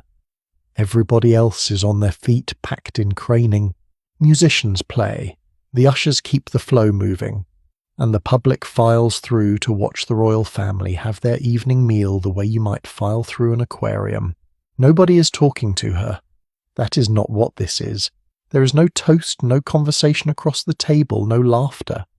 She lifts a fork and several hundred pairs of eyes track the fork, and the sound of that room is the strangest thing about it, because there is sound, a great deal of it, and none of it is coming from the table. Feet shifting on parquet, the low continuous hum of a few hundred people murmuring to each other the way a cinema audience does before the film starts. A violin working away somewhere at the side, somebody laughing at something in the back of the crowd, and it is not about her, and she will never know what it was. The candles are hot. The room is over full. The smell is a mixture of the meal and the crowd, which is not a pleasant combination in a hall with no way to move the air, and in the middle of it, two people at a table chewing. Let me ask you something and be honest with yourself about the answer. Could you properly eat a full meal with an appetite, while 30 strangers stood in a line watching your mouth? I could not manage a sandwich. And I think this is the moment to say the thing that took me years to understand about that court, because until you see it, the whole ceremony looks like nothing but vanity.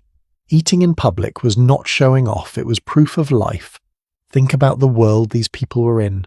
No photographs, no newspapers with pictures, no way for a kingdom of 20-odd million people to verify anything about the health of the person at the top.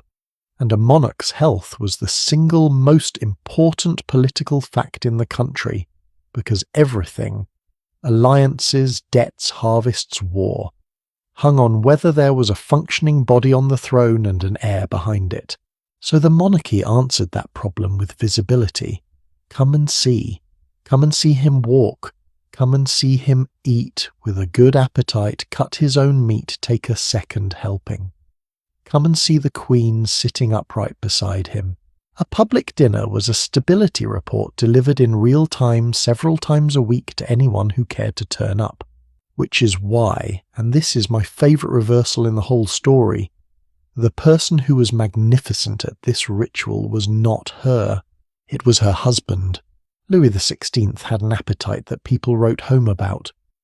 He ate with obvious uncomplicated enjoyment in front of the crowd without a trace of self-consciousness. He hunted all day and came in hungry and sat down and demolished a meal while strangers watched, and they loved him for it. It made him look solid, dependable, alive.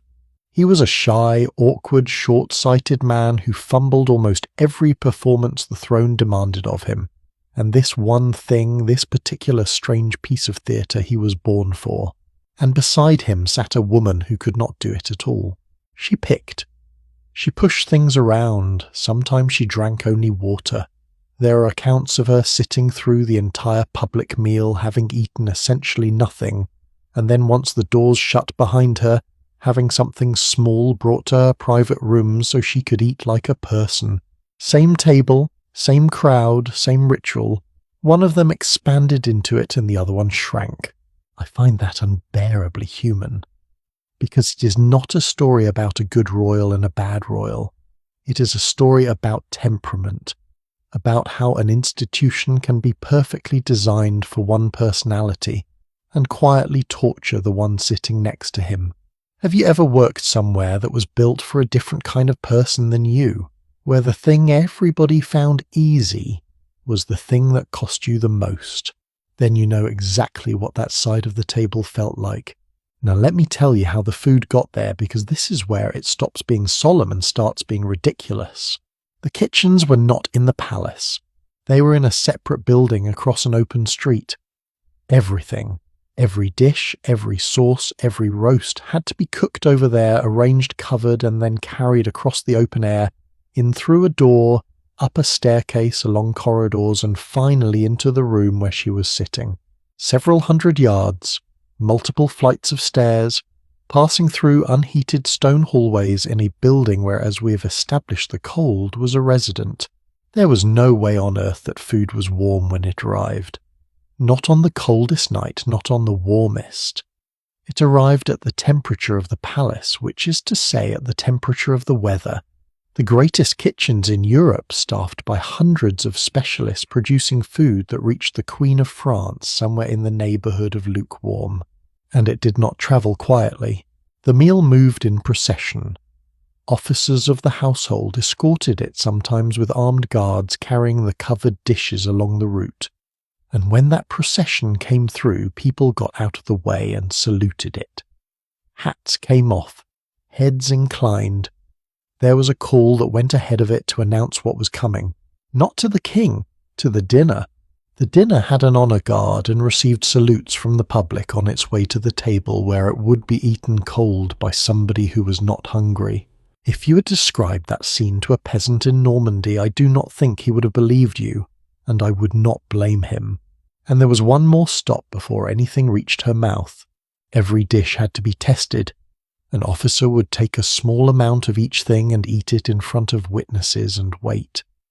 It was done with a piece of bread touched to the dish and then tasted. In earlier reigns there had been additional theatre involved. Objects believed to detect poison kept in a locked case handled with ceremony. And by this century the belief in those had faded, but the tasting itself stayed because it had stopped being a precaution and become a formality. Which is the whole court in one gesture, honestly. Something invented for a reason kept long after the reason had gone, performed daily by a man who no longer believed in it in front of people who'd stopped noticing. And behind all of it stood one of the largest catering operations in the world. Feeding this palace was not a kitchen. It was an industry organised into departments, each with its own officers. One for the roasts, one for the pastry, one for the fruit, one for the bread, one entirely devoted to drinks with its own staff and its own locked stores. Hundreds of people worked in food service alone, and they fed not only the royal family but a whole town of courtiers and officials and servants who had the right to be fed there. Thousands of meals a day produced across a street delivered cold, and a great deal of it never eaten by the person it was cooked for. Now the table itself. Forget the modern idea of courses arriving one at a time. The style of the day put everything out at once. Dozens of dishes arranged in strict symmetry across the whole surface. Soups and roasts and made dishes and pastries all sitting there together in a pattern designed by somebody with a diagram. So in front of her at any given moment there might be 30 or 40 separate dishes. She reaches 2 of them, and the rest of it, and here is the mechanism almost nobody knows about, does not go in a bin. It goes downhill. What the royal family did not touch became the property of the officers who served it, and what those officers did not want went to the next tier down. and so on through the whole enormous household level by level, until at the very bottom of the chain some of it left the palace entirely and was sold, actually sold for money at stalls in the town, to ordinary people who wanted to say they had eaten from the king's table. I want you to see the shape of that, because it is the shape of the entire regime. 40 dishes at the top, 2 of them touched, and a cascade going down through every rank of a household, thinning as it descends until the last thin trickle of it reaches a market stall and gets bought by somebody who will tell his neighbours about it. That was the 18th century. Abundance at the top arranged for display rather than for use, trickling down through so many hands that by the time it reached the bottom, there was almost nothing left of it. But everybody in the chain had taken their cut, and so everybody in the chain had a reason to keep it exactly as it was.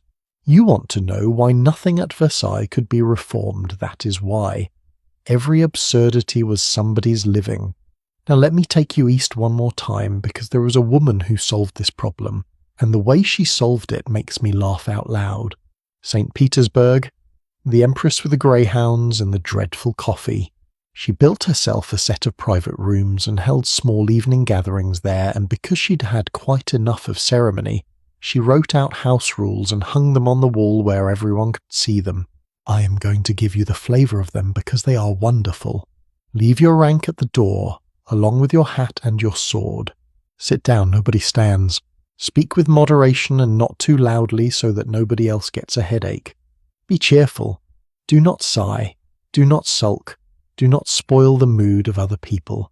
Say what you like, but do not spread anything you hear outside the room. And there were forfeits for breaking them.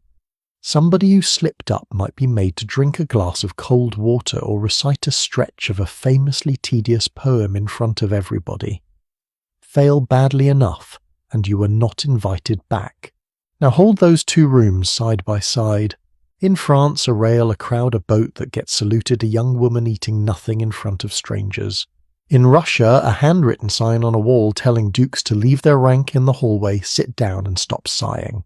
Both women were absolute monarchs. One inherited a machine she could not switch off. The other one built her own room and wrote the rules herself. And I do think there is a lesson buried in that, though it is not a comfortable one. The difference between them was not intelligence, and it was not character. It was who had control of the room. One of them came to power by seizing it, and so she could shape everything around her. The other one arrived at 14 by treaty into a structure that had been perfected over a century and was expected to fit. If you have ever walked into a workplace or a family where the customs were set long before you got there and nobody was interested in your opinion on them, you have stood in her shoes. Yours were simply cheaper. Here is the last thing about that public meal, and then we will get her out of the room. The loneliness of it is the wrong shape from what you would expect. We picture loneliness as an empty room. Hers was the opposite. She was surrounded constantly by more people than most of us meet in a month. There was never a moment without a face in it. But look at that table again. Only the royal family may sit at it. So the only human being in the entire kingdom who could speak to her for dinner as an equal at a normal volume was the man beside her. And in public the 2 of them had almost nothing to say to each other. He was shy and she was performing and several hundred people were watching. So mostly they ate in silence, side by side, in front of the crowd like 2 strangers at an airport gate. That is the thing I would want to tell her if I could. Not that the food was cold, or that the ritual was absurd, or that the boat was silly. She knew all of that. She had a sharp sense of humour, and she saw the comedy in her own life better than most people around her did. I would want to tell her that the loneliest a person can ever be is in the middle of a crowd that has come to look at her, and that this is not her fault, and that it has nothing to do with anything she did wrong. The doors are opening, the rail is being taken away, the crowd is being moved along by ushers who have done this so many times they no longer bother being polite about it. The dishes are going back down the staircase to begin their long descent through the ranks, and she's walking out through a door that most of the people cannot use, into the part of the day that nobody came to watch and that almost nobody writes about. The afternoon, her own rooms, paper, a pen, ink. And now I need to hand you something to sit with, because this is where the story turns and I want you ready for it. At this very hour in Vienna, her own mother is at a desk with a pile of state papers and a secretary waiting. In St. Petersburg, the woman with the house rules is going through documents she will annotate in her own hand in the middle of a working day that will run 15 hours. And in France, the Queen sits down in her private rooms with the whole afternoon in front of her, and nothing whatsoever to do. No department, no portfolio, no papers of her own, nothing that anybody will ask her about, and nothing anybody will thank her for. I have come to believe that this, not the cold food, not the crowds, not the stool, not the pamphlets, was the thing that destroyed her. And I want to show you exactly how. For the first time since 5 o'clock this morning, nobody needs her. The doors are shut. The ushers are gone. There is a fire, a window with the garden going grey behind it, a small writing table, and a clock that has quite a lot of afternoon left on it. And I want you to notice how different the sound is in here. The gallery was weather. This is a held breath, one log shifting.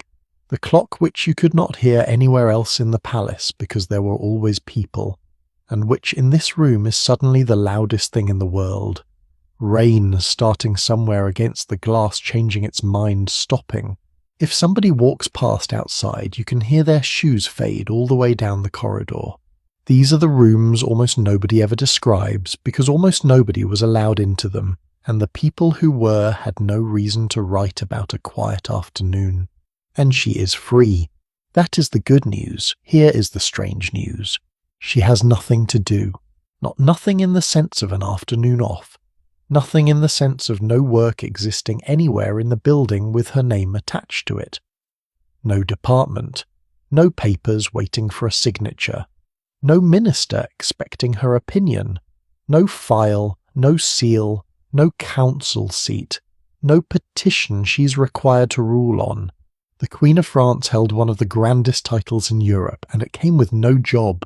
And I want to be careful here, because this is the point where most storytellers reach for the easy word and call her lazy. It is not that. It is structural, and it is worth understanding properly, because it explains almost everything that happens to her afterward. In France, a woman could not inherit the throne. That had been settled centuries earlier, and it was not up for discussion. Which meant the Queen was not a junior ruler or a partner in government. She was a consort. Her official functions were 3: give the country an heir, embody the dignity of the crown in public, and be looked at. That was the whole brief. There was one exception, and it was a big one. If the king died and the heir was a child, the widow could rule as regent. France had seen that happen more than once, and those women had run the country with a hard hand. So the capacity was recognized. A queen was considered perfectly able to govern a kingdom. She simply was not allowed to do it while her husband was alive and grown. So here she sits, 20-something years old, intelligent, quick, extremely well educated in music and languages with a strong sense of fairness.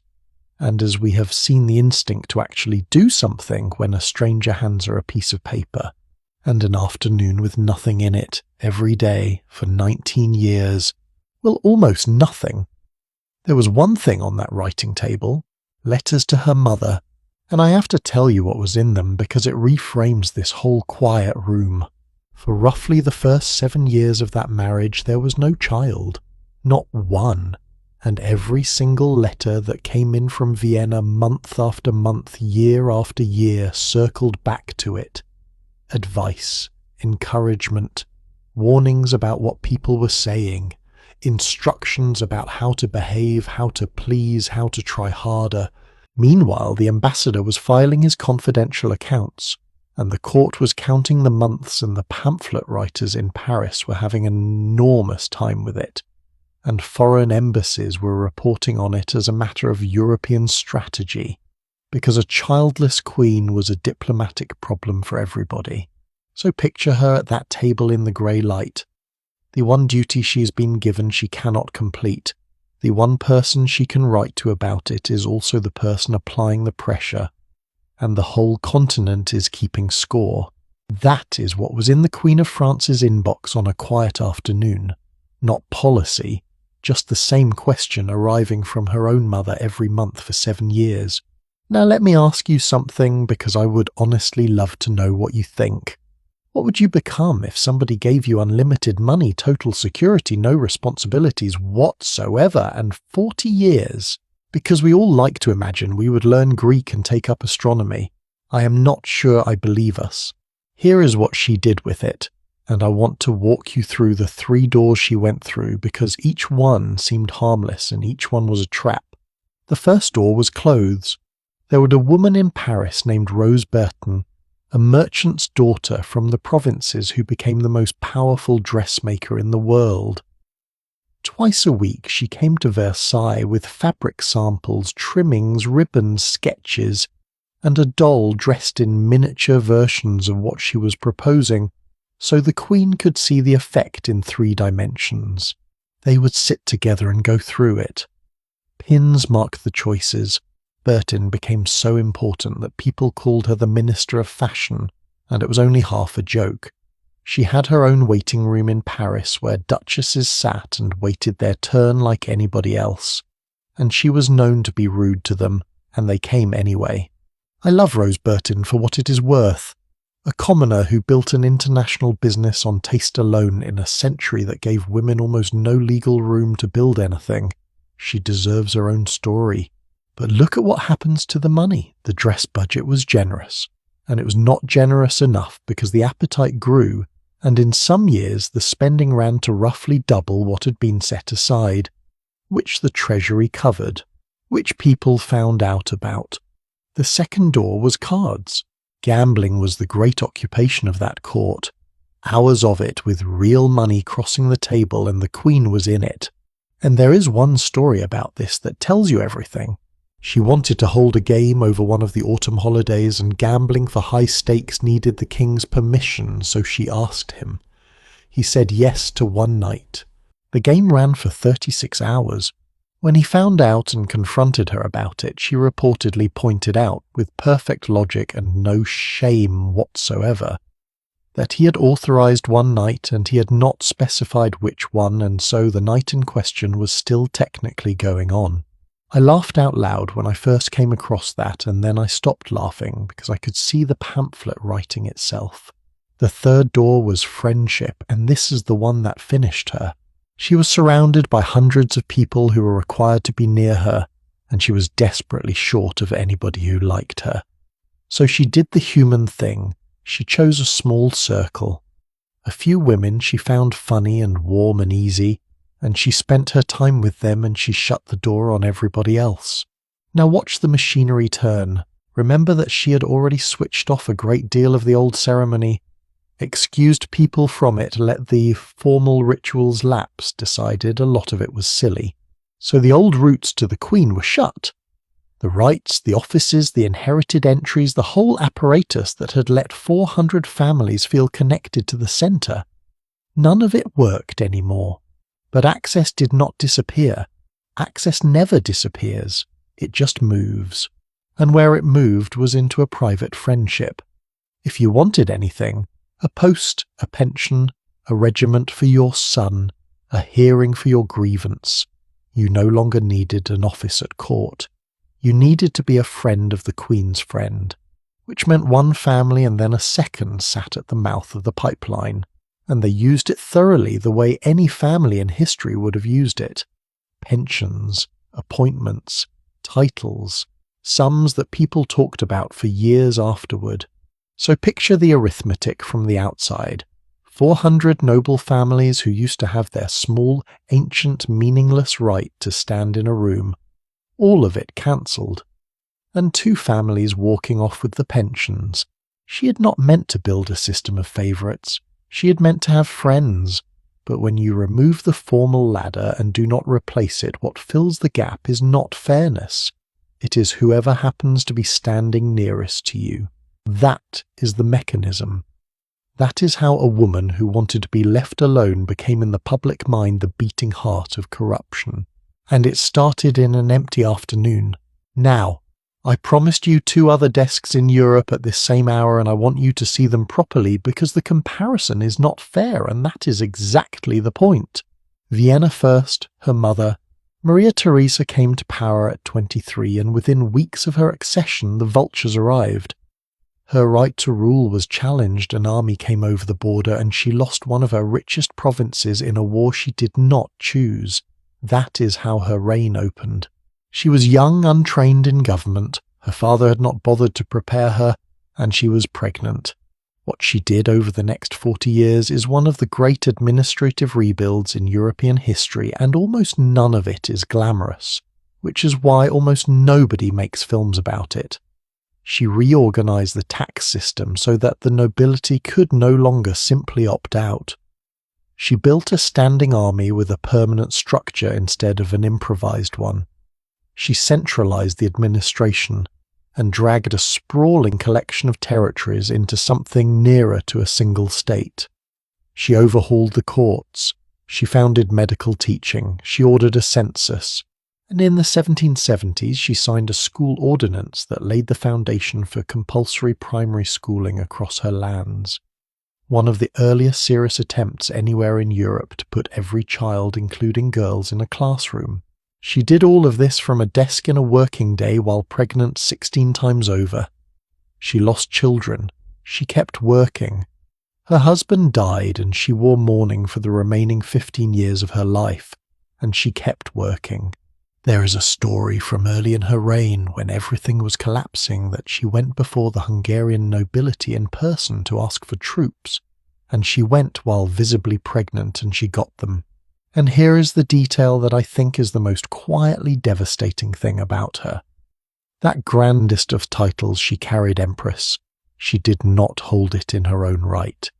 It came through her husband, who was elected to it. In her own lands she ruled as Queen and Archduchess absolutely and alone. But the word people remember her by she got by marriage.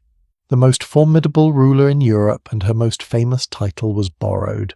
Now go north to St. Petersburg to the other desk. We have met her twice already with her coffee and her house rules, and I have been saving the real material. She got the throne by taking it which shaped everything, and she was a writer before she was anything else. She said she could not look at a clean pen without wanting to dip it in ink, and I believe her because the volume is absurd. Letters, memoirs, plays, satires, essays, notes in the margins of other people's books, instructions, drafts of laws, thousands upon thousands of pages in her own hand. In the 1760s she did something nobody expected. She wrote out a long document of political principles, her instruction, drawing openly on the most advanced legal and political thinking available in Europe at the time. She admitted cheerfully that she had raided one famous French author for most of it, and then she summoned an assembly to consider new laws for the empire, and the deputies came from across the classes, nobles, townsmen, state peasants, and representatives of non-Russian peoples. Hundreds of ordinary people in a room discussing the laws of Russia in the 1760s. It yielded no great code in the end, these things rarely do. But even the attempt was remarkable, and the ideas leaked into the reforms that followed. A full reorganization of provincial government, dozens of new towns founded and planned charters setting out rights. And she founded a school, a proper state institution for the education of girls, the first of its kind in Russia, with a full curriculum taking pupils for years at a time. In an empire where most women of any class had no formal education whatsoever. She also bought art on a scale that looked like a hobby and was actually a strategy. Collections shipped in from across Europe. And she paid a French philosopher a salary and purchased his library outright when he needed money and let him keep it in his own house until he died. 15-hour working days, in her 60s.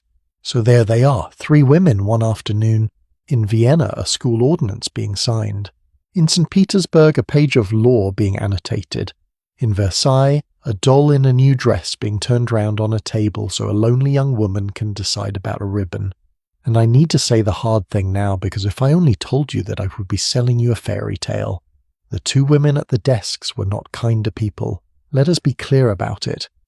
One of them took power by force and left a trail of political victims behind her, and the peasantry of her empire got poorer and less free under her rule, not better off. The other one was rigid, intolerant on religion, and did real harm to people she considered outsiders. Being busy did not make them good. It made them consequential, which is a different thing entirely. And the young woman with the ribbon.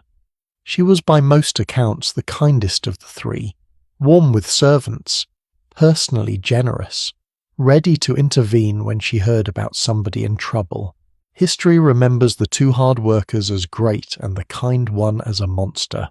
Which brings me to what I actually think, and then we will move on.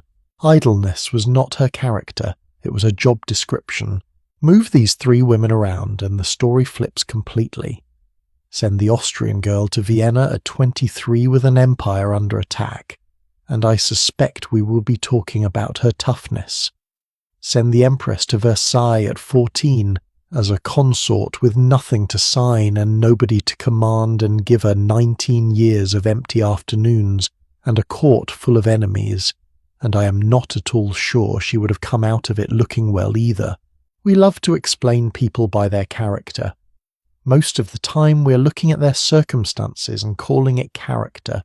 Have you ever held a role where you were responsible for nothing and blamed for everything, where there was no task you could actually complete and no way to be judged except on how you seemed?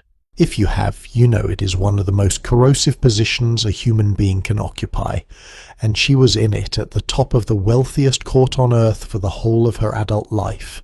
Now let me leave you with one image from that writing table, because there is a coda to it that still gives me chills. The woman with nothing to write in the afternoon eventually had a great deal to write. When everything came apart, she became a correspondent of the most serious kind. She wrote in cipher. She used a keyed code that had to be worked letter by letter, agonizingly slowly by hand.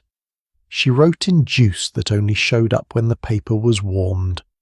She smuggled letters out of a guarded building through people who risked everything to carry them, and some of those letters survived, with passages scribbled over in heavy ink by somebody who wanted certain sentences gone forever. For 2 centuries those blacked out lines were simply lost. And then a few years ago, scientists put those pages under instruments that can tell one ink from another by the metals in it, and the erased words came back up out of the dark. Tender ones mostly. Sentences somebody had wanted to protect.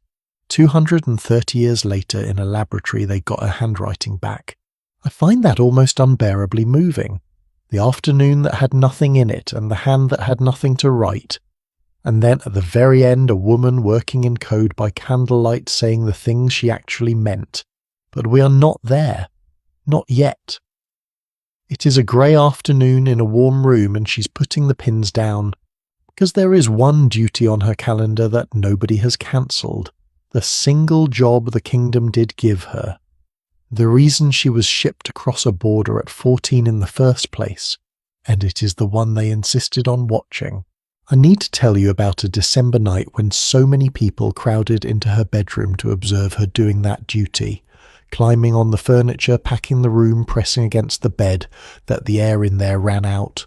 And what her husband did afterward is, I think, the best thing he ever did in his life. The 19th of December, 1778, a Saturday.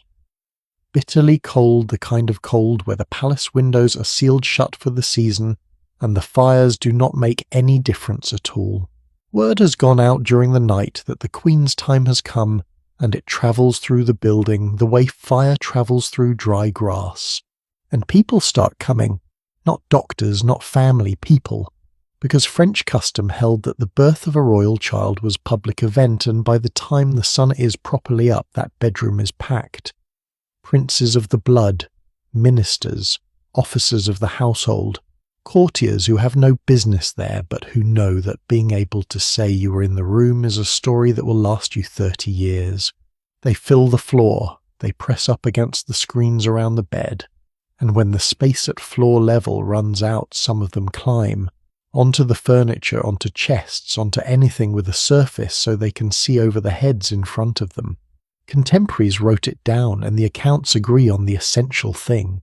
The room ran out of air, sealed windows, a fire going, dozens upon dozens of bodies in wool and silk packed into a bedroom in the middle of winter, all of them breathing. She lost consciousness, and in the chaos that followed, the windows, which had been pasted shut against the cold, were forced open. Some accounts say the king did it himself with his own hands, ripping the sealed frames apart to get cold air into the room. The child was fine, a daughter. The queen recovered, and there is a small thing that happened in the minutes after, which I think is the most human moment in her entire life. Versailles had a code for this. If the baby was a boy, an heir, cannon were fired, a great many of them, and the whole country knew within hours. If the baby was a girl, there were bells and no cannon.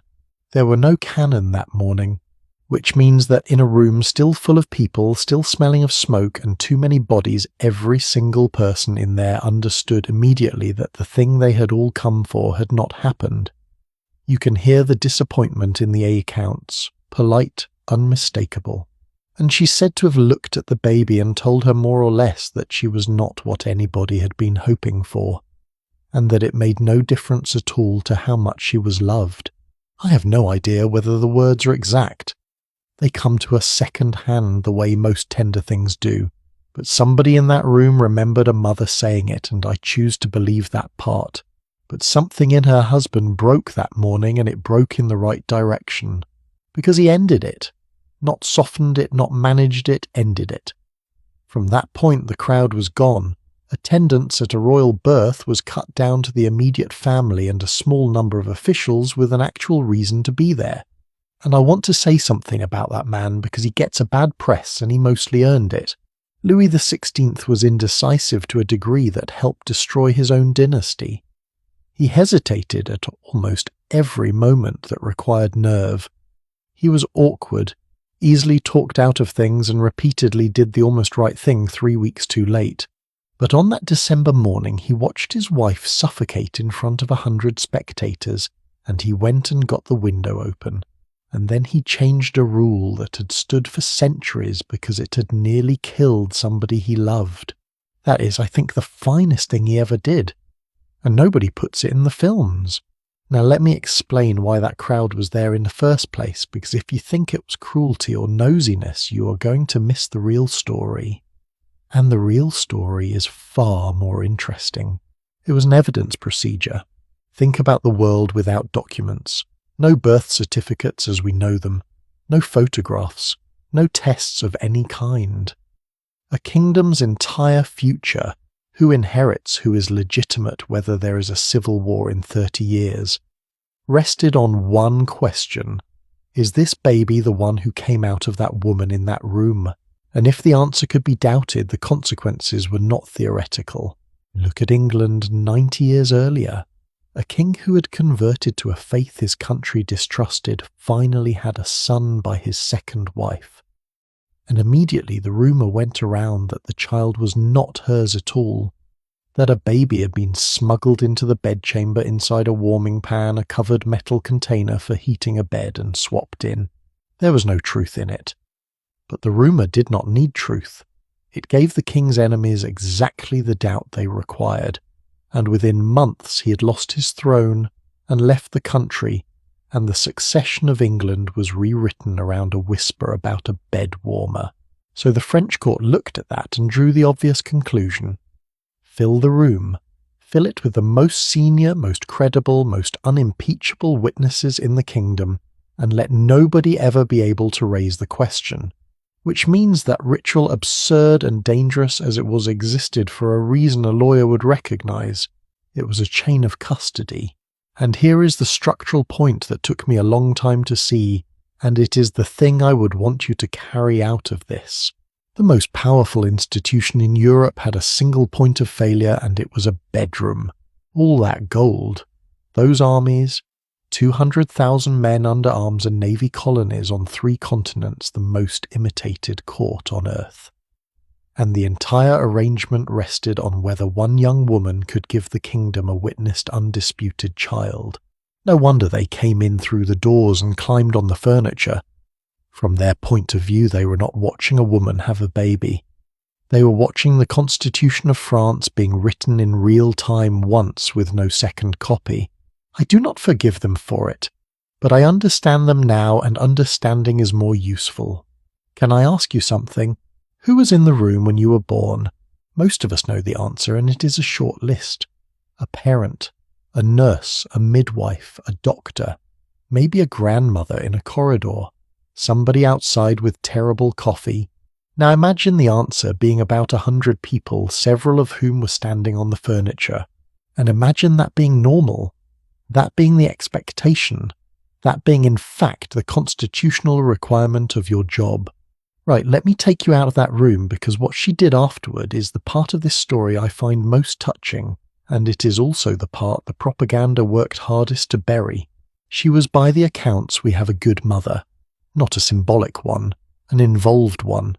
And the nursery is the one room in this whole palace that sounds like a house. There is a fire lower and nearer than the ones downstairs. There is the smell of warm milk and clean wool and wood smoke. Somebody is folding something. A wooden toy goes over on the floorboards and nobody rushes. A small voice asks a question and gets an answer from a woman who is not looking up from what she's doing. No rails, no ushers, no sequence of rank governing who may hand over what.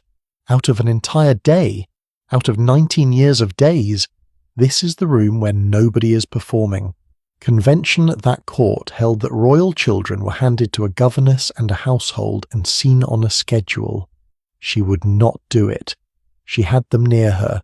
She was in and out of the nursery. She noticed things, a cough, a mood, a change in appetite, and she wrote about them in letters with the particular over-attentive fussiness of a parent who cannot stop watching.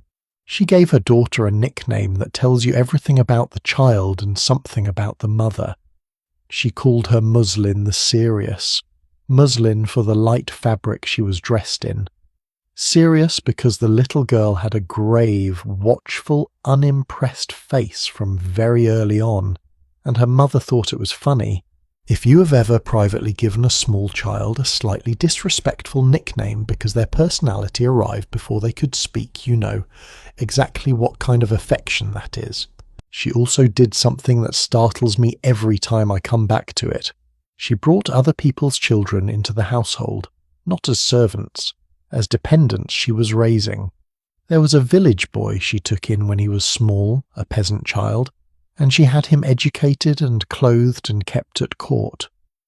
There were others after him, including a little girl taken in when her mother died, and a small African boy who arrived at court and whom she placed in her household and paid for.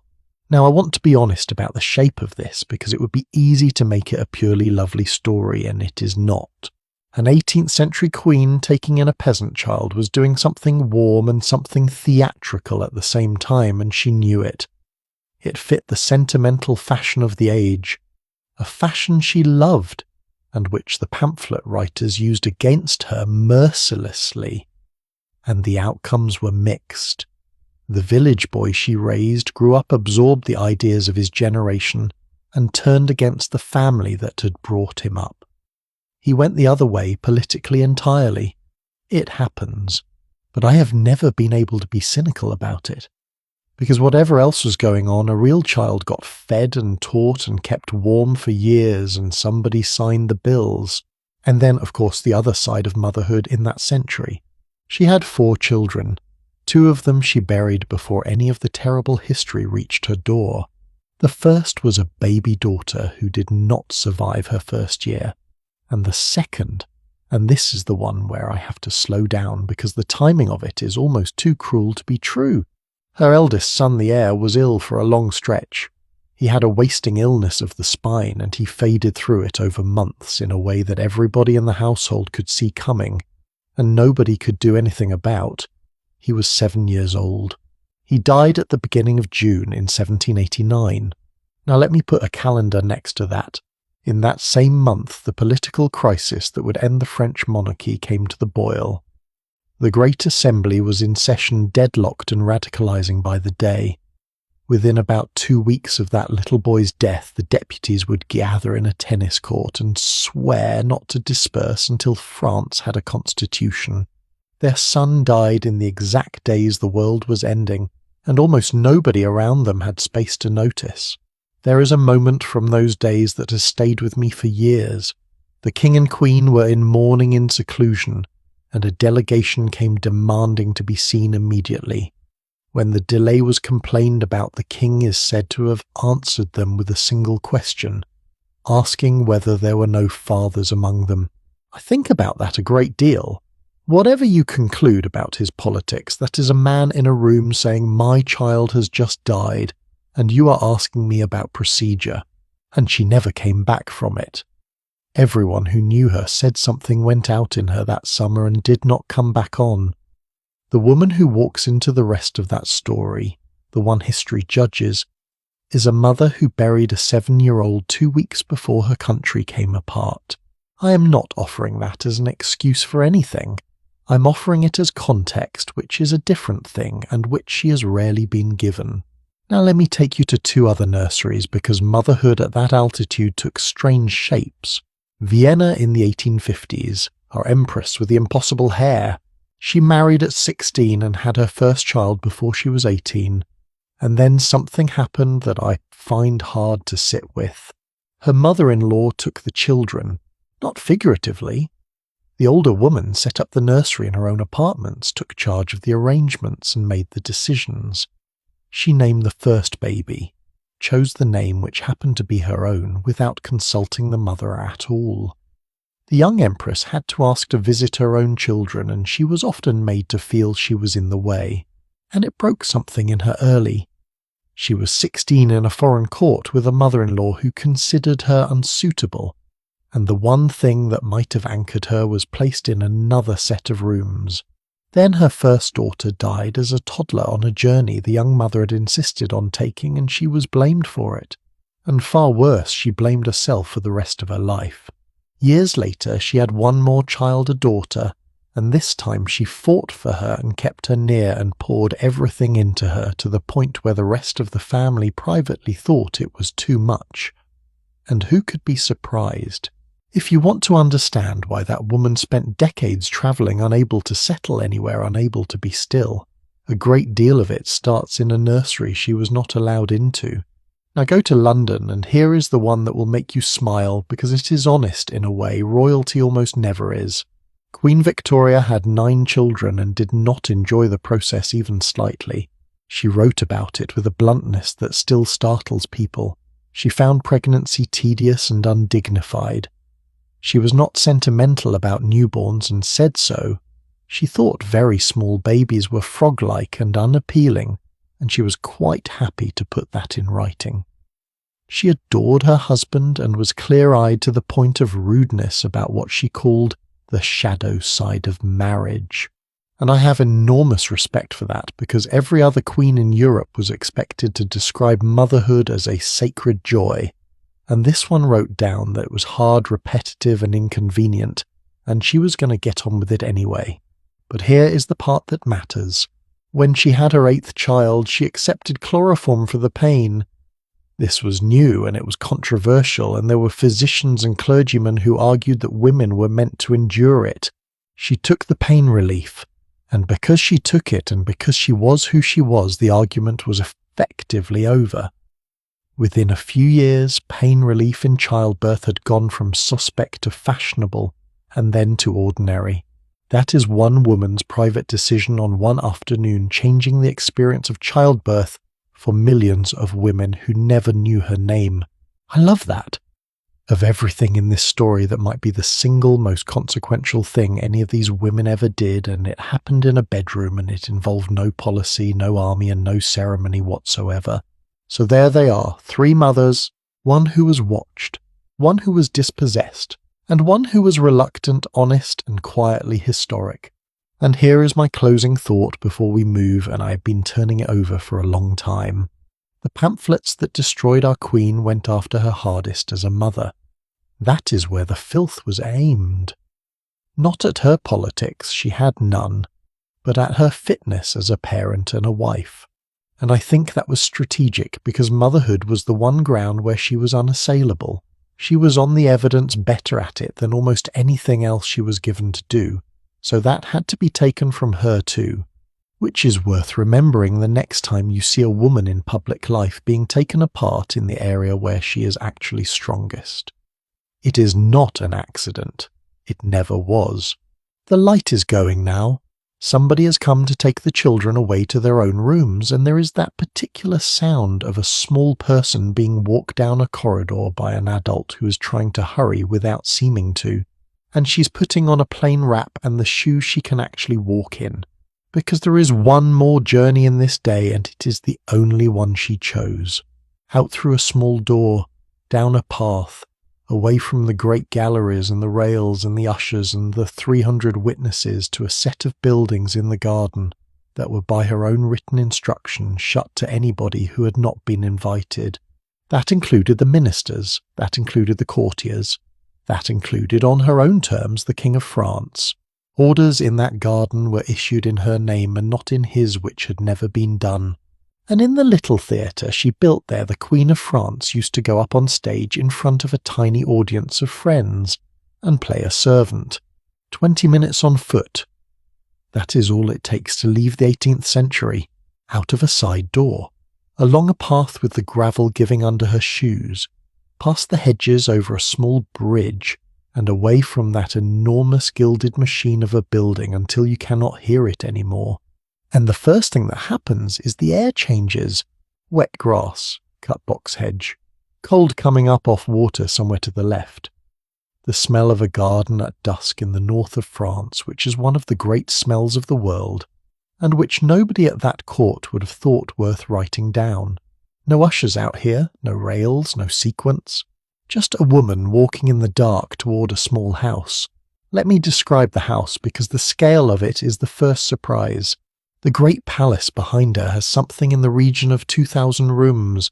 This building, the one she is walking to, has a handful. 3 main floors, a dining room, a small salon, a bedroom, a boudoir.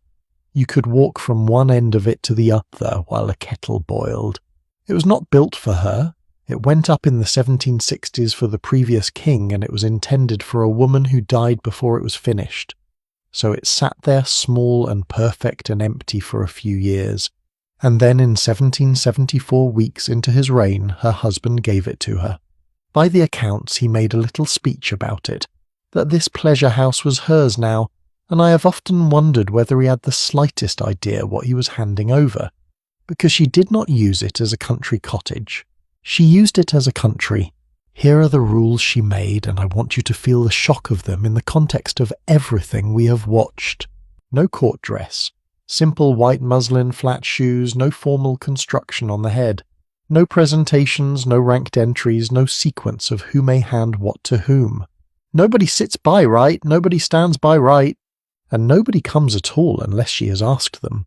That last one is the earthquake. In a palace whose whole political function was open access, where a shopkeeper's son in a hired sword could stand in the gallery and watch her walk. She drew a line around a few acres and said, "This is mine and you are not invited." That included ministers. It included the great families whose grandmothers had held offices, and on her own terms it included her husband, who by every account respected it, and came when he was asked and did not walk in when he was not. She's said to have summed it up herself in a line that gets quoted everywhere. But here she was not the queen, here she was herself. Whether she used exactly those words I cannot promise you, but it is the truth of the place whether she said it or not. And then there is the detail that took my breath away when I found it, because it is the whole story compressed into a piece of furniture. Orders in that garden were issued in her name, by order of the Queen, not by order of the King. I need you to understand how strange that was. Every instruction in France, from an execution warrant down to a note about hedges, went out under the authority of the King. That was not administration, that was theology. And in this one small enclosure, the paperwork carried a woman's authority instead. Nobody at that court missed it. Nobody forgave it either. They started calling the place Little Vienna, which was not a compliment. It meant foreign, it meant Austrian, it meant she has built herself a piece of somewhere else inside France. Now let me show you two things inside that little house, because they are the most revealing objects in this entire story, and almost nobody knows about them. The first is a table. She wanted to eat without servants in the room, not out of unkindness, out of exhaustion. So there were plans drawn up for tables that could be loaded in the room below, and then raised up through the floor fully set so that nobody had to walk in hand anything to anybody in the correct order, or stand at the wall watching her chew.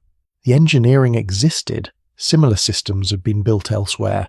In the end, it was too expensive, and it was never fully installed, which is somehow the saddest possible ending for it. Sit with that for a second, because I think it is extraordinary. The Queen of France tried to solve loneliness with machinery. She looked at the problem of never being able to eat a meal unobserved, and her answer was not to change the rules. She had already tried that. It was to build a mechanism that would physically remove human beings from the room. Have you ever wanted that, be honest? Have you ever wanted your food to simply appear and your groceries to be at the door already, and the whole transaction to happen without a single face in it? We have all of that now. We ordered it into existence. And I sometimes think that woman was 240 years early with the idea, and that we should be a little careful about how smug we feel. The second object is in her boudoir, and it is a piece of theatre in the best sense. The room has tall windows onto the garden, and set into the floor beneath them are panels of mirror on a mechanism that can be raised up to cover the glass completely. So at the touch of a system of counterweights, the windows disappear and the walls become mirrors, and the outside world is simply gone. Now think back to that long gallery in the main palace with its 357 pieces of glass, where she could not take a step without meeting her own reflection, and everybody watching hers. In the great palace the mirrors multiplied her. In her own house she used mirrors to make the world vanish.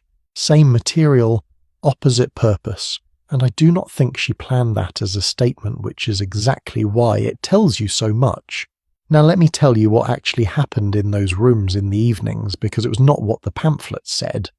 There was music, a great deal of it.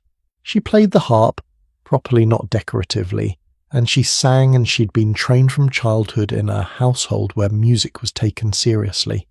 And this is the one area of French public life where she made a real and lasting difference, and hardly anybody gives it to her. Her old music teacher from Vienna was a composer who had spent years trying to blow up the conventions of opera, to make it dramatic instead of decorative, to make the words matter. Paris was in the middle of a vicious factional war about all this, with the traditional camp on one side and the reformers on the other, and it was fought in print with real venom. She brought her old teacher to Paris. She backed him publicly. She used the only power a consort actually had: patronage, attention, the ability to be in a box on an opening night. And she used it deliberately, and his side won. French opera changed course, and it stayed changed.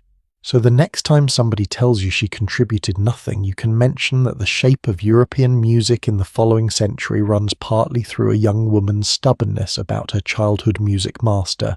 Now the garden, which people always underestimate. She got rid of the formal beds, the clipped geometry, the straight avenues, the parterre laid out with a ruler. All of it went, and in its place she built the fashionable new thing, an English-style landscape. Paths that curve, a stream engineered to look accidental, a grotto with a hidden opening, a little round temple on an island and a belvedere on a rise, and trees planted in what looks like nature, and is in fact a very expensive imitation of nature. Charming, yes, also politically a gesture with a knife in it. Because those straight lines and that ruthless geometry at Versailles were not decoration. They were the ideology of her husband's great-grandfather. The idea that a king imposes order on the world, that nature itself submits to the crown, that a garden is a diagram of obedience. And she pulled it up and planted a path that wandered. I'm not suggesting she thought of it in those terms. She thought it was pretty and it was in fashion and she was young. But the men at that court who had built their whole existence around straight lines, they understood the message perfectly, even if she never sent it. Then there is the farm. Over a few years in the 1780s, she had a hamlet built at the edge of the garden. About a dozen small rustic buildings with thatch and timber and cracked plaster, painted on for effect, a farmhouse, a dairy, a mill, a barn, a tower. And here is where I have to do some careful work, because this is the most misrepresented thing about her. The story you've heard is that she dressed up as a shepherdess and played at being a peasant while France starved. The reality is more mundane and more interesting. That hamlet was a working farm. There was a real farmer with a real family living there, real cows and goats and chickens, and it gave the household actual milk, actual eggs, actual cheese. It was part of a whole 18th century enthusiasm for model farms and agricultural improvement, which serious landowners across Europe were doing at the same time. Did she wear simple white dresses there and carry a basket? Yes. Was the fine porcelain made for the dairy? Also yes, and I will not pretend that was practical. But she was not staging a peasant fantasy in a field while people went hungry outside the gate. She was doing a slightly self-indulgent version of something half the improving aristocracy of Europe was doing, and she got crucified for it, and they did not. Which brings us to the theatre, and this is the thing I've been waiting 9 parts of this day to tell you. She built a small theatre in that garden. Tiny. An audience you could count without much effort, made up entirely of family and invited friends. And she went on stage, not to be admired from a box, on stage in costume with lines to learn in comic plays. The king came and sat in the audience, and the roles she took were not queens. In one production she appeared as a servant, a maid, a girl with a duster and a few jokes in a light comedy about a household mix-up. Stop and look at that image for a moment, because it is one of the most poignant things I know of in the whole 18th century. The most watched woman in Europe, who had spent that morning standing naked in a freezing room because 3 princesses could not agree on who was entitled to hand her a shirt, who had eaten a cold dinner behind a rail in front of several hundred strangers, who'd given birth in a room so crowded that the air ran out, stands on a small stage in front of 11 or 12 friends and pretends to be a servant, playing somebody with no rank, playing somebody nobody watches, playing for 2 hours a person whose life belongs to her. I do not think that was a whim. I think that was the nearest she ever got to a holiday. And now the bill, because there always is one. Every hour she spent in that garden was an hour she was not spending in the gallery, and the court noticed.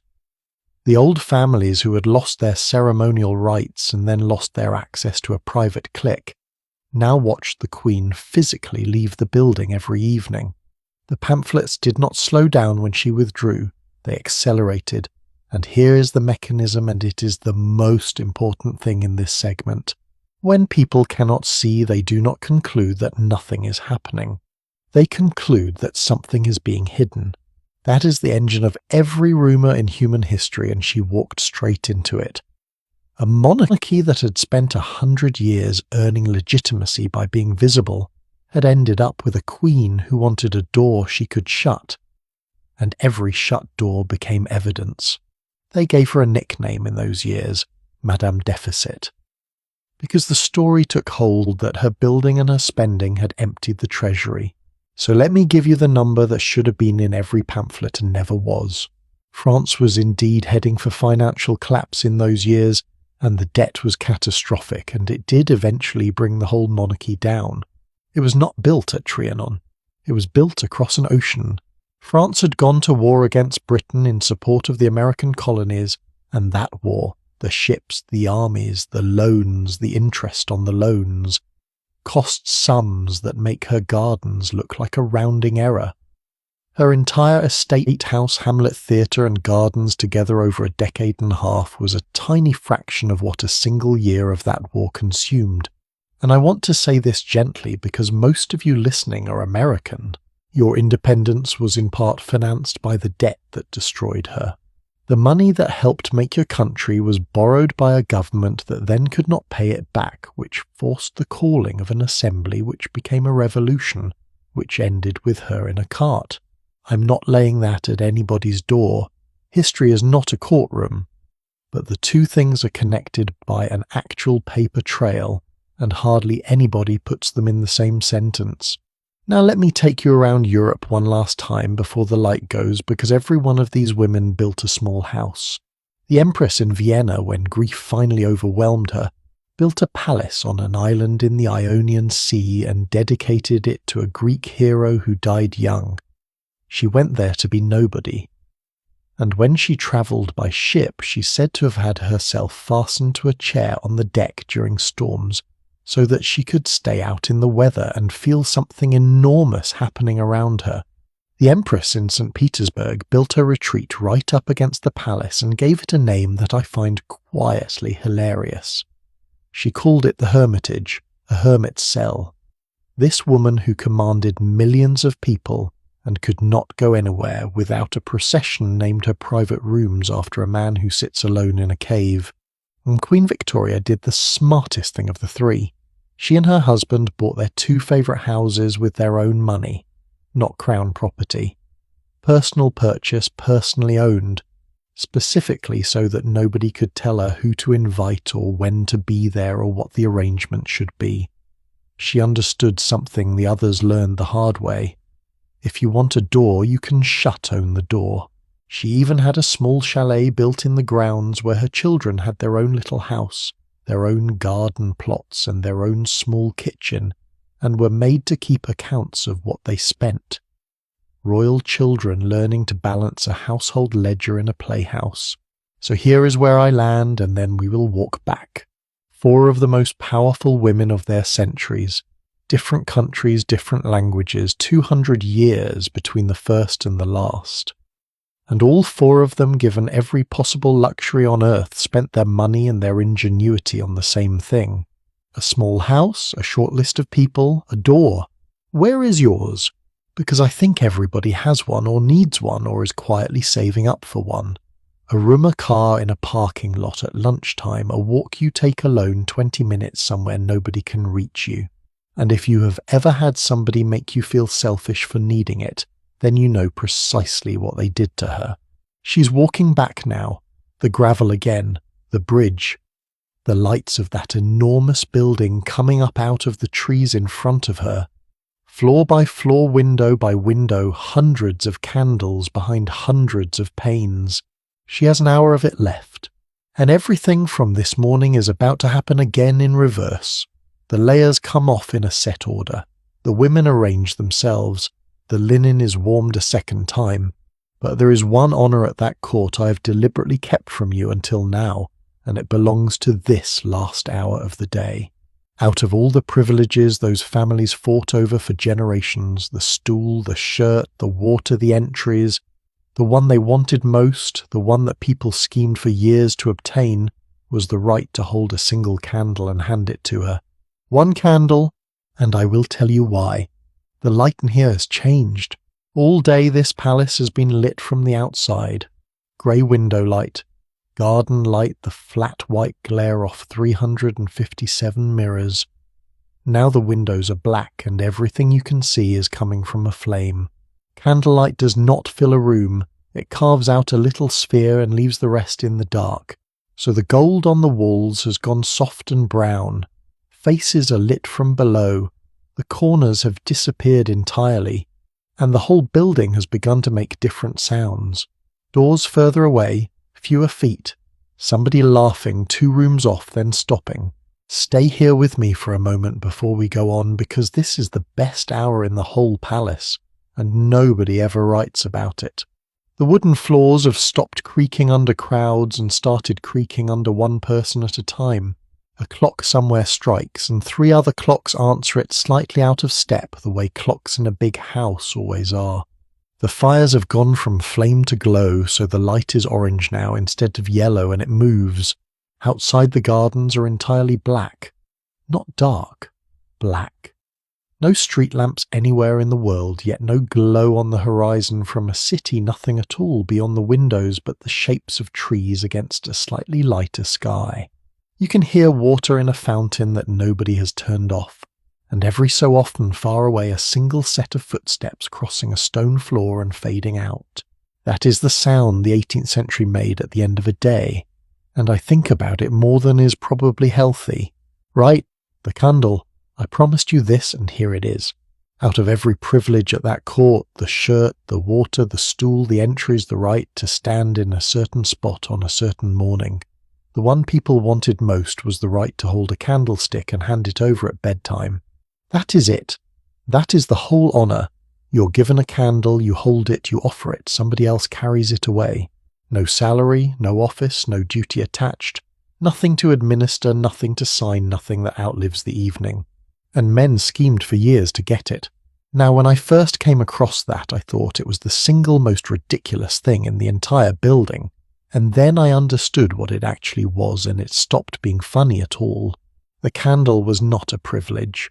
It was a broadcast. Think about what that court was.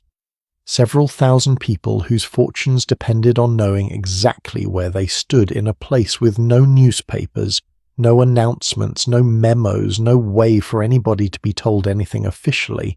So the court became a machine for making signals, and the signals had to be visible, unambiguous, and public because information that nobody witnessed was worthless. Handing somebody the candlestick at the going to bed was the purest signal available. It happened in front of everybody. It required no explanation, and it said one thing with total clarity tonight: out of all of you I chose him. By breakfast the following morning every family in that palace would know. Alliances would shift a fraction. Somebody's daughter would suddenly be worth marrying.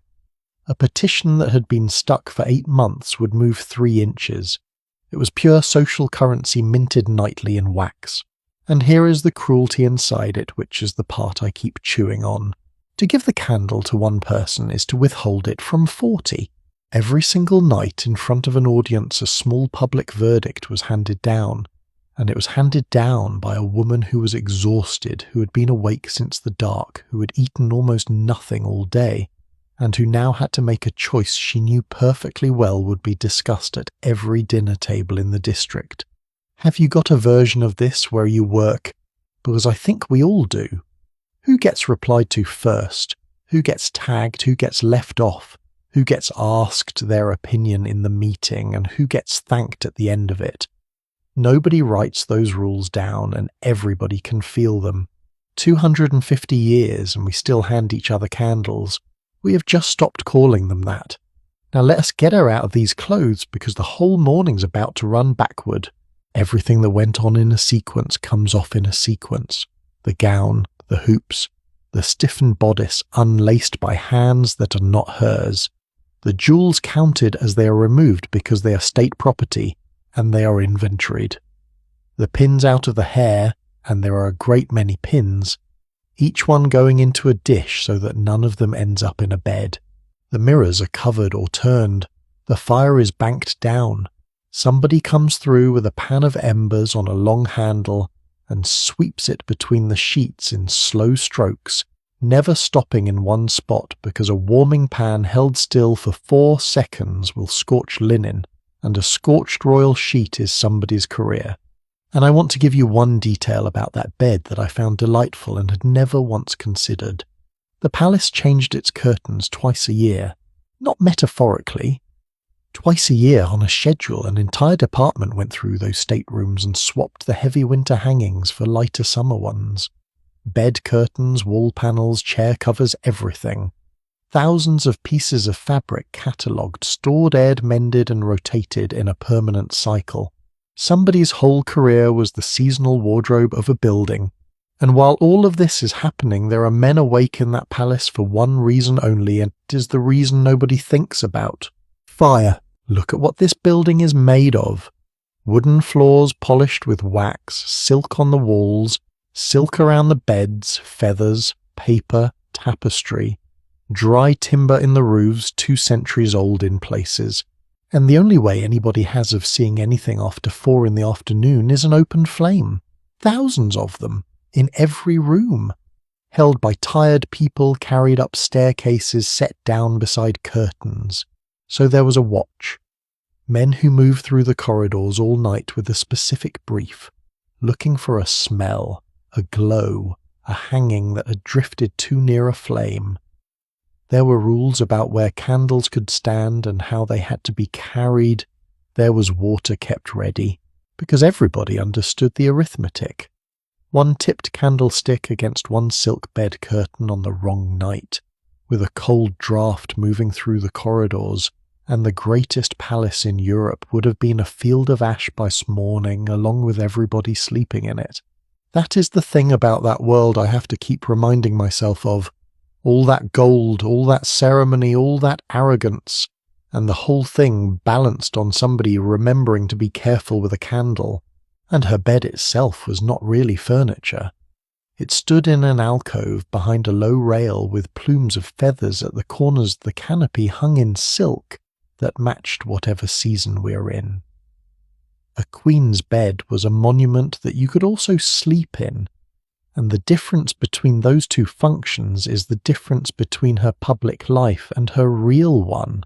Now the small things, the soft ones, this is the part of the day nobody films. Her mouth was cleaned with a cloth and a scented powder and rinsed with water flavoured with something floral. Her hands and face were washed. A plain linen night shift went on and over it something loose, a cap for her hair, and then the scent. She had her own perfumer, an actual name craftsman who made things specifically for her, and whose formula book survived, which means we can still tell you roughly what her room smelled like. Orange flower, rose, violet, jasmine, iris root, the soft, powdery, slightly sweet family of smells that the late 1700s loved. There is something about that which gets me every time. We have lost her voice. We have lost the sound of her walk, the exact shade of her hair, the way she laughed at her own jokes. But the smell of her bedroom we could rebuild by hand. A little lamp is left burning. Never total darkness. There was always a light somewhere in a royal room, partly for safety, and partly because being in the dark alone was not something anybody arranged for a monarch. And there were books. One of her women would sit near the bed and speak a book aloud until the Queen drifted off, which is a job I would take in a heartbeat. We know what she liked because the catalogue of her library survives, and it is one of the most humanising documents in the whole story. It is not full of philosophy. There is very little of the heavy political thinking that everybody else in that decade was arguing about. It is novels, piles of novels, plays, travel books, sentimental stories, adventures, romances, the popular fiction of the moment. The 18th century equivalent of the paperback you take on holiday and finish in 2 days. And every time I come across that, I feel a small pang of recognition. The most criticised woman in Europe, who has been called shallow for 250 years, went to bed at night listening to somebody speak novels aloud in the dark because she wanted to be somewhere else for half an hour before sleep. Tell me that is not the most relatable thing you have heard all evening. And she was not alone, of course. One of her women slept within earshot in the next room or on a small bed nearby so that any sound in the night would be answered. Which means that in 19 years at that court she never once spent a night in a building where nobody was assigned to listen for her. And now the thing I have been saving because it is the loneliest fact in this whole day, and almost nobody mentions it. She did not sleep with her husband. I do not mean that unkindly, and I do not mean any scandal by it. It was simply the arrangement. The King and Queen of France had separate apartments at opposite ends of a long series of staterooms. His bed was over there. Hers was here. That was normal for royalty, and it was normal across the aristocracy of Europe, and nobody thought it was sad. But it meant that for him to visit her, he had to walk.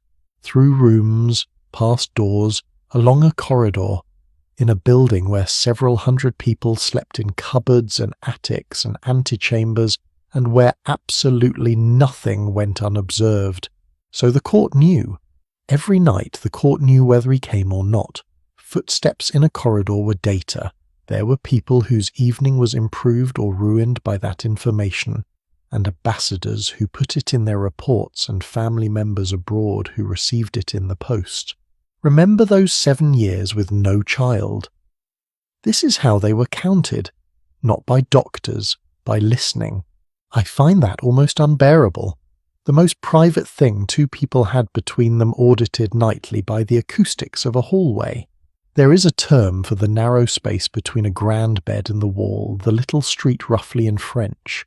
And that gap was where confidential conversation happened because it was the only place in a state bedroom where 2 people could stand and not be overheard by the room. The most secure location in the Kingdom of France was 18 inches of floor beside a mattress. Now let me take you to 2 other bedrooms, because the way a person sleeps tells you what they are at war with. Vienna first, and this one is short and hard. Our Empress with the impossible hair slept on an iron bed. A plain one, no pillow at all, she would not have one. Hard mattress, minimal, covers up before light.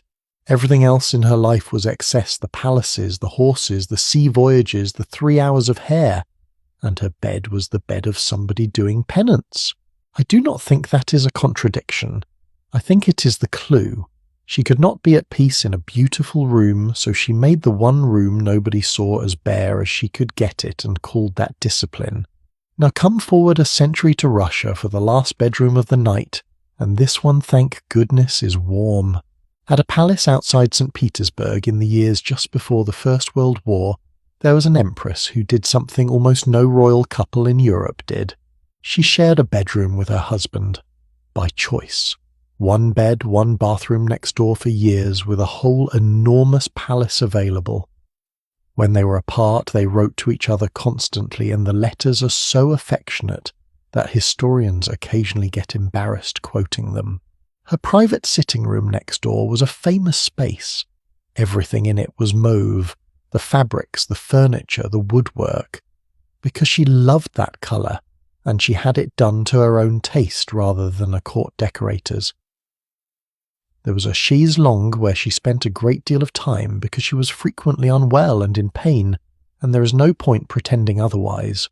And the flowers, fresh flowers every single day all year in a country where winter lasts half the calendar.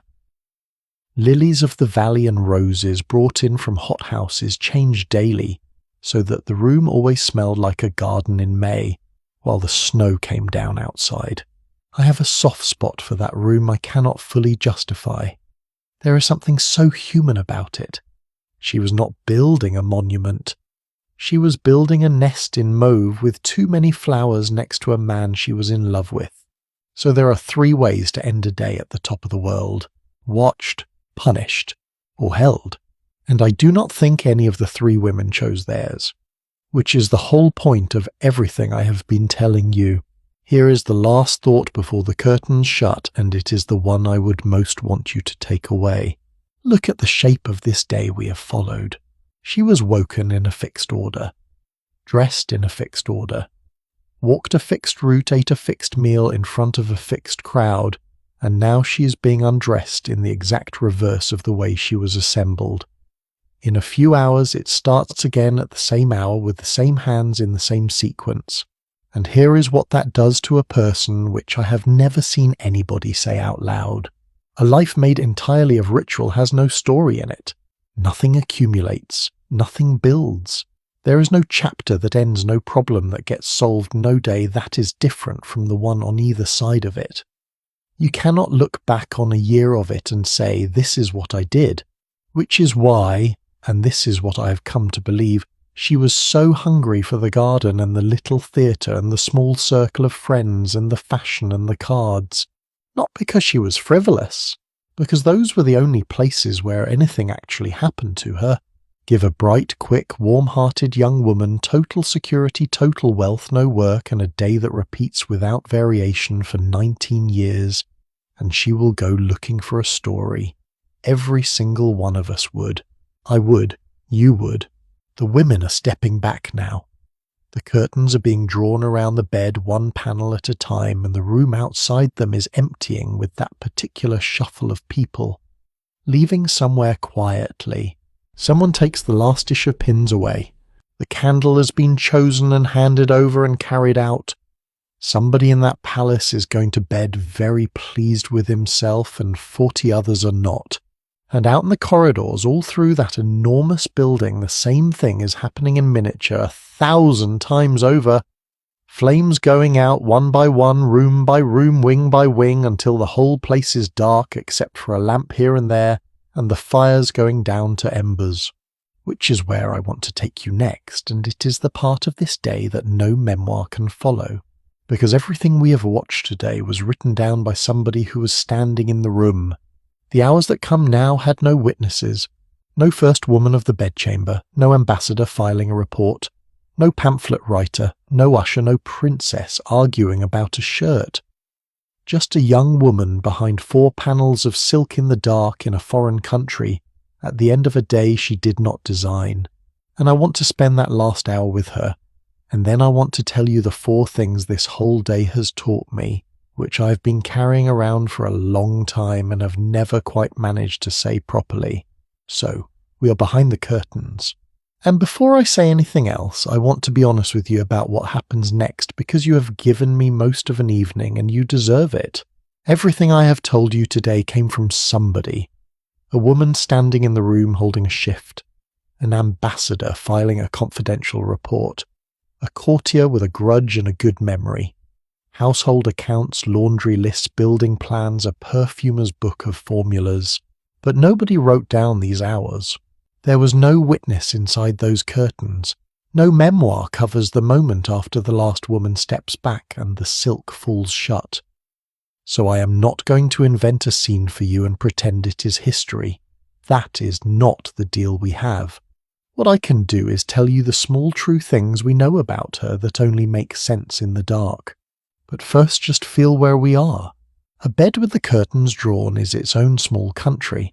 The silk cuts the sound down to almost nothing. You can still hear the building, but it arrives softened from a long way off like weather through a wall. The air inside goes warm within a minute or 2. There is the faint smell of orange flour and clean linen, and underneath it wood smoke. And it is properly dark in there. Not bedroom dark. Not the grey half-light we all sleep in now, with the charger glowing somewhere and a street lamp through the curtains. Actual dark. The kind where your eyes stop trying after a while. So the only thing left is the sound of your own breathing and the beating of your own heart in your own ears. And whatever your mind has decided to bring up now that there is nothing else to look at. For 19 years that was the only room in France where nobody could get to her. Her French was never quite right. She arrived at 14 and she was fluent within a year or 2, but her spelling stayed shaky for the rest of her life. Her letters are full of small mistakes, words guessed at endings wrong, the marks in the wrong places. She was the Queen of France, and she wrote French like a foreigner who had learned it in a hurry, because that is exactly what she was. I find that oddly comforting. 19 years in that country and the language still had a small edge she never smoothed off. We know she slept badly in the later years. People around her noticed and said so. We know she kept a lock of her son's hair and had it set into something she could carry and gave locks of it to the people she trusted most. There are surviving pieces of that hair in collections to this day. The fine, pale hair of a 7-year-old boy kept by his mother and passed to friends. And we know one physical fact about those last years that no propagandist could argue with. Her hair went white. She was in her middle 30s and it turned. Witnesses commented on it. There is a surviving lock and the colour of it is not the colour of the paintings. You can put that next to every pamphlet ever printed about her, and it says more than all of them. Now let me take you out of that room all the way back to where we began, because the loop is the whole point. In a few hours out in the dark corridors, a young man is going to pick up a copper jug and start the long walk up a service staircase. Somebody will kneel at a hearth with a basket of kindling. A woman will hold a folded shift near a fire and turn it patiently so that when it touches skin it will not come as a shock. The wax will be gathered. The chocolate will be ground on a stone. Somewhere across a street, a kitchen will begin cooking food that is going to arrive cold, and the whole machine will run again in the same order with the same hands. She woke in that building something in the order of 5,000 mornings, 5,000 times the curtains, 5,000 times the sequence, 5,000 chocolates, 5,000 walks down that gallery, 5,000 nights of somebody handing over a candle to a man who would be talked about at breakfast. And then one autumn it stopped. I'm not going to walk you through the end of the French monarchy tonight because it does not belong in a story about a daily routine and because you came here to sleep, not to be frightened. But I will tell you how her Versailles ended because it is exactly the right shape for everything we've talked about. In the October of 1789, a crowd came out from Paris. Thousands of people, mostly women on foot in the rain, having walked the whole way. They came for bread and for answers, and they arrived at the gates of a palace that had been open to the public for 100 years. That night they came inside. And do you remember the very first thing I told you about that bedroom? The small door in the wall hidden in the pattern of the panelling that you would never find if you were standing right there. She used it. In the dark, in a nightgown, she went through the door in the wall that had been built so that a queen could slip out of her official life for an hour. And it took her to her husband and her children, and it very probably saved her life. The next morning the family left for Paris. They never came back. The candles were not lit again. The chocolate was not ground. The nef stayed in its cupboard, and the boat that everybody had saluted for a century stopped being saluted because there was nobody left in the building to salute it for. That palace stopped being a home and became what it is now, which is a place you and I can walk through with a ticket and trainers without a hired sword. And I want to say one thing for the people we started this evening with, because nobody ever does.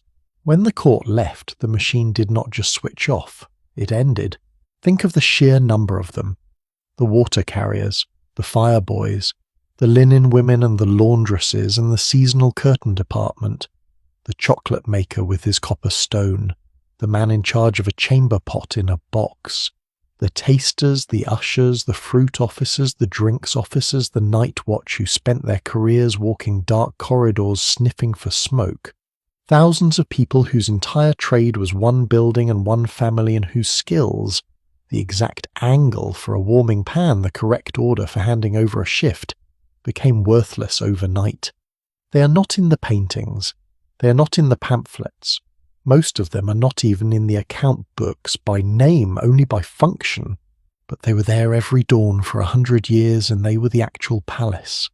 The gold was just what they polished. She had 4 more years. They are very hard, and I am not going to detail them, and I would ask you to look them up in daylight rather than at this hour. I will tell you only this. In the early hours of her last morning, she wrote a letter to her husband's sister.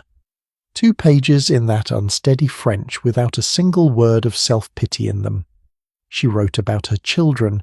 She asked her daughter to look after her brother. She said she was calm. She asked forgiveness of anybody she might have hurt, and she forgave the people who had hurt her. That letter was taken, and it was kept. It sat in a drawer in the possession of one official and then another for more than 20 years. Her family never saw it. It only reached them long after everybody who could have been comforted by it was gone. She was 37 years old. And there is one thread out of all of this that does not end in the dark, and I would not forgive myself if I left it out. Muslin the Serious survived. That grave, watchful little girl with the unimpressed face. The one whose birth was announced by bells and not by cannon, the one her mother told she was not what anybody had hoped for and was loved no less for it. She came through all of it. She was the only one of that immediate family who did. She was eventually exchanged out of France and taken to her mother's city to Vienna, which is a symmetry so neat that if you put it in a novel, your editor would take it out. She grew up. She married. She reached her 70s and she kept her family's memory carefully for the rest of her life. and she was known to be dignified, stubborn, and extremely difficult to impress. Serious right to the end. Her mother had her exactly right at 4 years old. Right, come back to me. Sit up in the pillows a little if you need to. I promised you 4 things this day has taught me, and I have been carrying them around for a long time. Here is the first. Privilege is not the same thing as freedom. We started this evening with a woman asleep in the most expensive bed in Europe, and it took 400 people to get her out of it. She owned hundreds of dresses and could not fasten one of them alone. She had a palace with 2,000 rooms, and could not eat a meal unwatched. She had every material thing a human being of that century could want, and she did not have 20 minutes. I think we mix these up constantly. We look at somebody with more than us, and we assume they must also be freer than us. Very often the exact opposite is true, and the more you have, the more people it takes to keep it, and the more of your day belongs to them. The second, beauty, once it is required of you, stops being a pleasure and becomes a job. Think of that silver bowl in Vienna, held out with 2 hands, a woman leaning forward to count what she had lost that morning, while another woman hid the evidence under her apron out of kindness. 3 hours a day, every day, for decades, unpaid, unacknowledged, with no retirement and no sick leave, and the whole continent applauding the result while nobody asked about the method. That is not vanity, that is labour, and an enormous amount of it is still being done in bathrooms and dressing rooms and in front of cameras by people we have decided owe us something pleasant to look at. The third, what we get remembered for, is almost never the life we actually had. 250 years, and the most famous thing about that woman is a sentence she never said, which was already in print when she was a child in another country, and which somebody needed her to have said. Meanwhile, the Viennese roll on the breakfast tray every morning for 20 years, the nickname she gave a solemn little girl, the village child she fed and educated, the composer she dragged to Paris who changed European music, the letter about a bird eating somebody's crops. None of that is on the postcard. All of it is true, which should make all of us slightly careful about the confident opinions we hold on people we've never met. And the fourth, which is the one I would most like you to keep, everybody needs a door they are allowed to shut. 4 of the most powerful women of their centuries across 200 years and 4 countries given every luxury on earth, and every single one of them spent her energy and her money on the same thing. A small house, a short list of names, a door. One bought hers outright with her own money so nobody could argue. One named hers after a hermit. One built hers on a Greek island and dedicated it to a hero who died young. And one drew a line around a few acres of garden and issued the orders there in her own name and was destroyed for it. If you have ever felt selfish for needing an hour where nobody can reach you, I want you to remember that the queens of Europe could not manage it either, and it was not because they were weak. Now there is one more thing, and it is the piece I have been holding back all evening. Do you remember the peasants and the bird? The petition handed over in a corridor, the game bird that was tearing through their crops, the one they were forbidden to touch. She gave the order, destroy it. Done. And 6 weeks later, a second petition arrived because nothing had happened. I said it would come back and that it would hurt, so here it is. That is the entire story of her life in one small administrative failure. She had the title. She had the throne room, the gallery, the 300 witnesses, the boat that people saluted. And when she gave a direct instruction to help a handful of farmers she had never met her own household, quietly ignored it, and she only found out because the farmers wrote again. She had every appearance of power and almost none of the substance. And then when the whole machine failed, when the harvest failed and the bread ran short and the debt came due from a war fought across an ocean, the machine handed her the bill. The one person in that building who had no power was the one who answered for all of it. I do not think you can understand her without holding those 2 facts together. Not a victim exactly. She spent money she should not have and shut out people she needed and made real mistakes with real consequences, but she was never the driver. She was in the passenger seat of something enormous wearing a crown being blamed for the steering. So here is where I leave you. There is one small thing I want to give you before the light goes out, and I mean it seriously. Nobody is watching you sleep tonight. There is no ranked list of people entitled to be in your room. Nobody has the right to hand you your clothes in a particular order. When you wake up, the first 10 minutes are yours, and you can spend them staring at the ceiling thinking about absolutely nothing, and no ambassador will file a report about it. You can eat breakfast with nobody looking at your mouth. You can shut a door. 4 of the richest and most powerful women in the history of Europe would have traded a great deal for that, and you have it for free, and it took a whole evening in a cold palace to notice it. That is what I love about this kind of history. It does not make you feel small. If anything, it hands you back something you had stopped seeing. One last note, and it is my favourite ending in the whole story.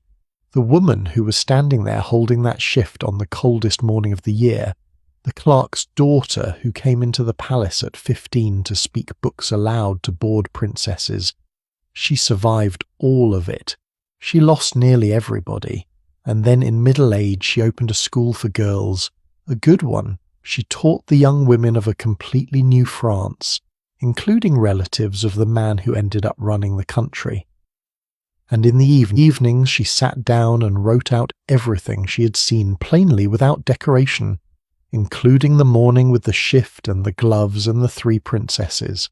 Which means the only reason you and I spent this evening in that bedroom is that a woman with no rank and no title decided her memory was worth writing down. Kings built the palace. A servant preserved the people inside it. I think about that more than almost anything else in this story. Thank you for staying with me, truly. You gave a long piece of an evening to a stranger telling you about somebody's morning routine 2.5 centuries ago, and I do not take that lightly. If any of this stayed with you, tell me which part in the comments. The shift, the silver bowl, the boat, the candle, the little theatre. I always want to know which detail is the one that lands, because it is never the one I expect. And if this is how you like to end a day, stay near. There is another palace, another winter, another woman who was watched from the moment she opened her eyes. And I have been looking through her household accounts, and I have found something in them that I cannot wait to show you. For now, though, that is enough. Let the fire go down. The curtains are shut, the corridors are dark, and the whole enormous building is asleep at last. And so I hope are you. Good night.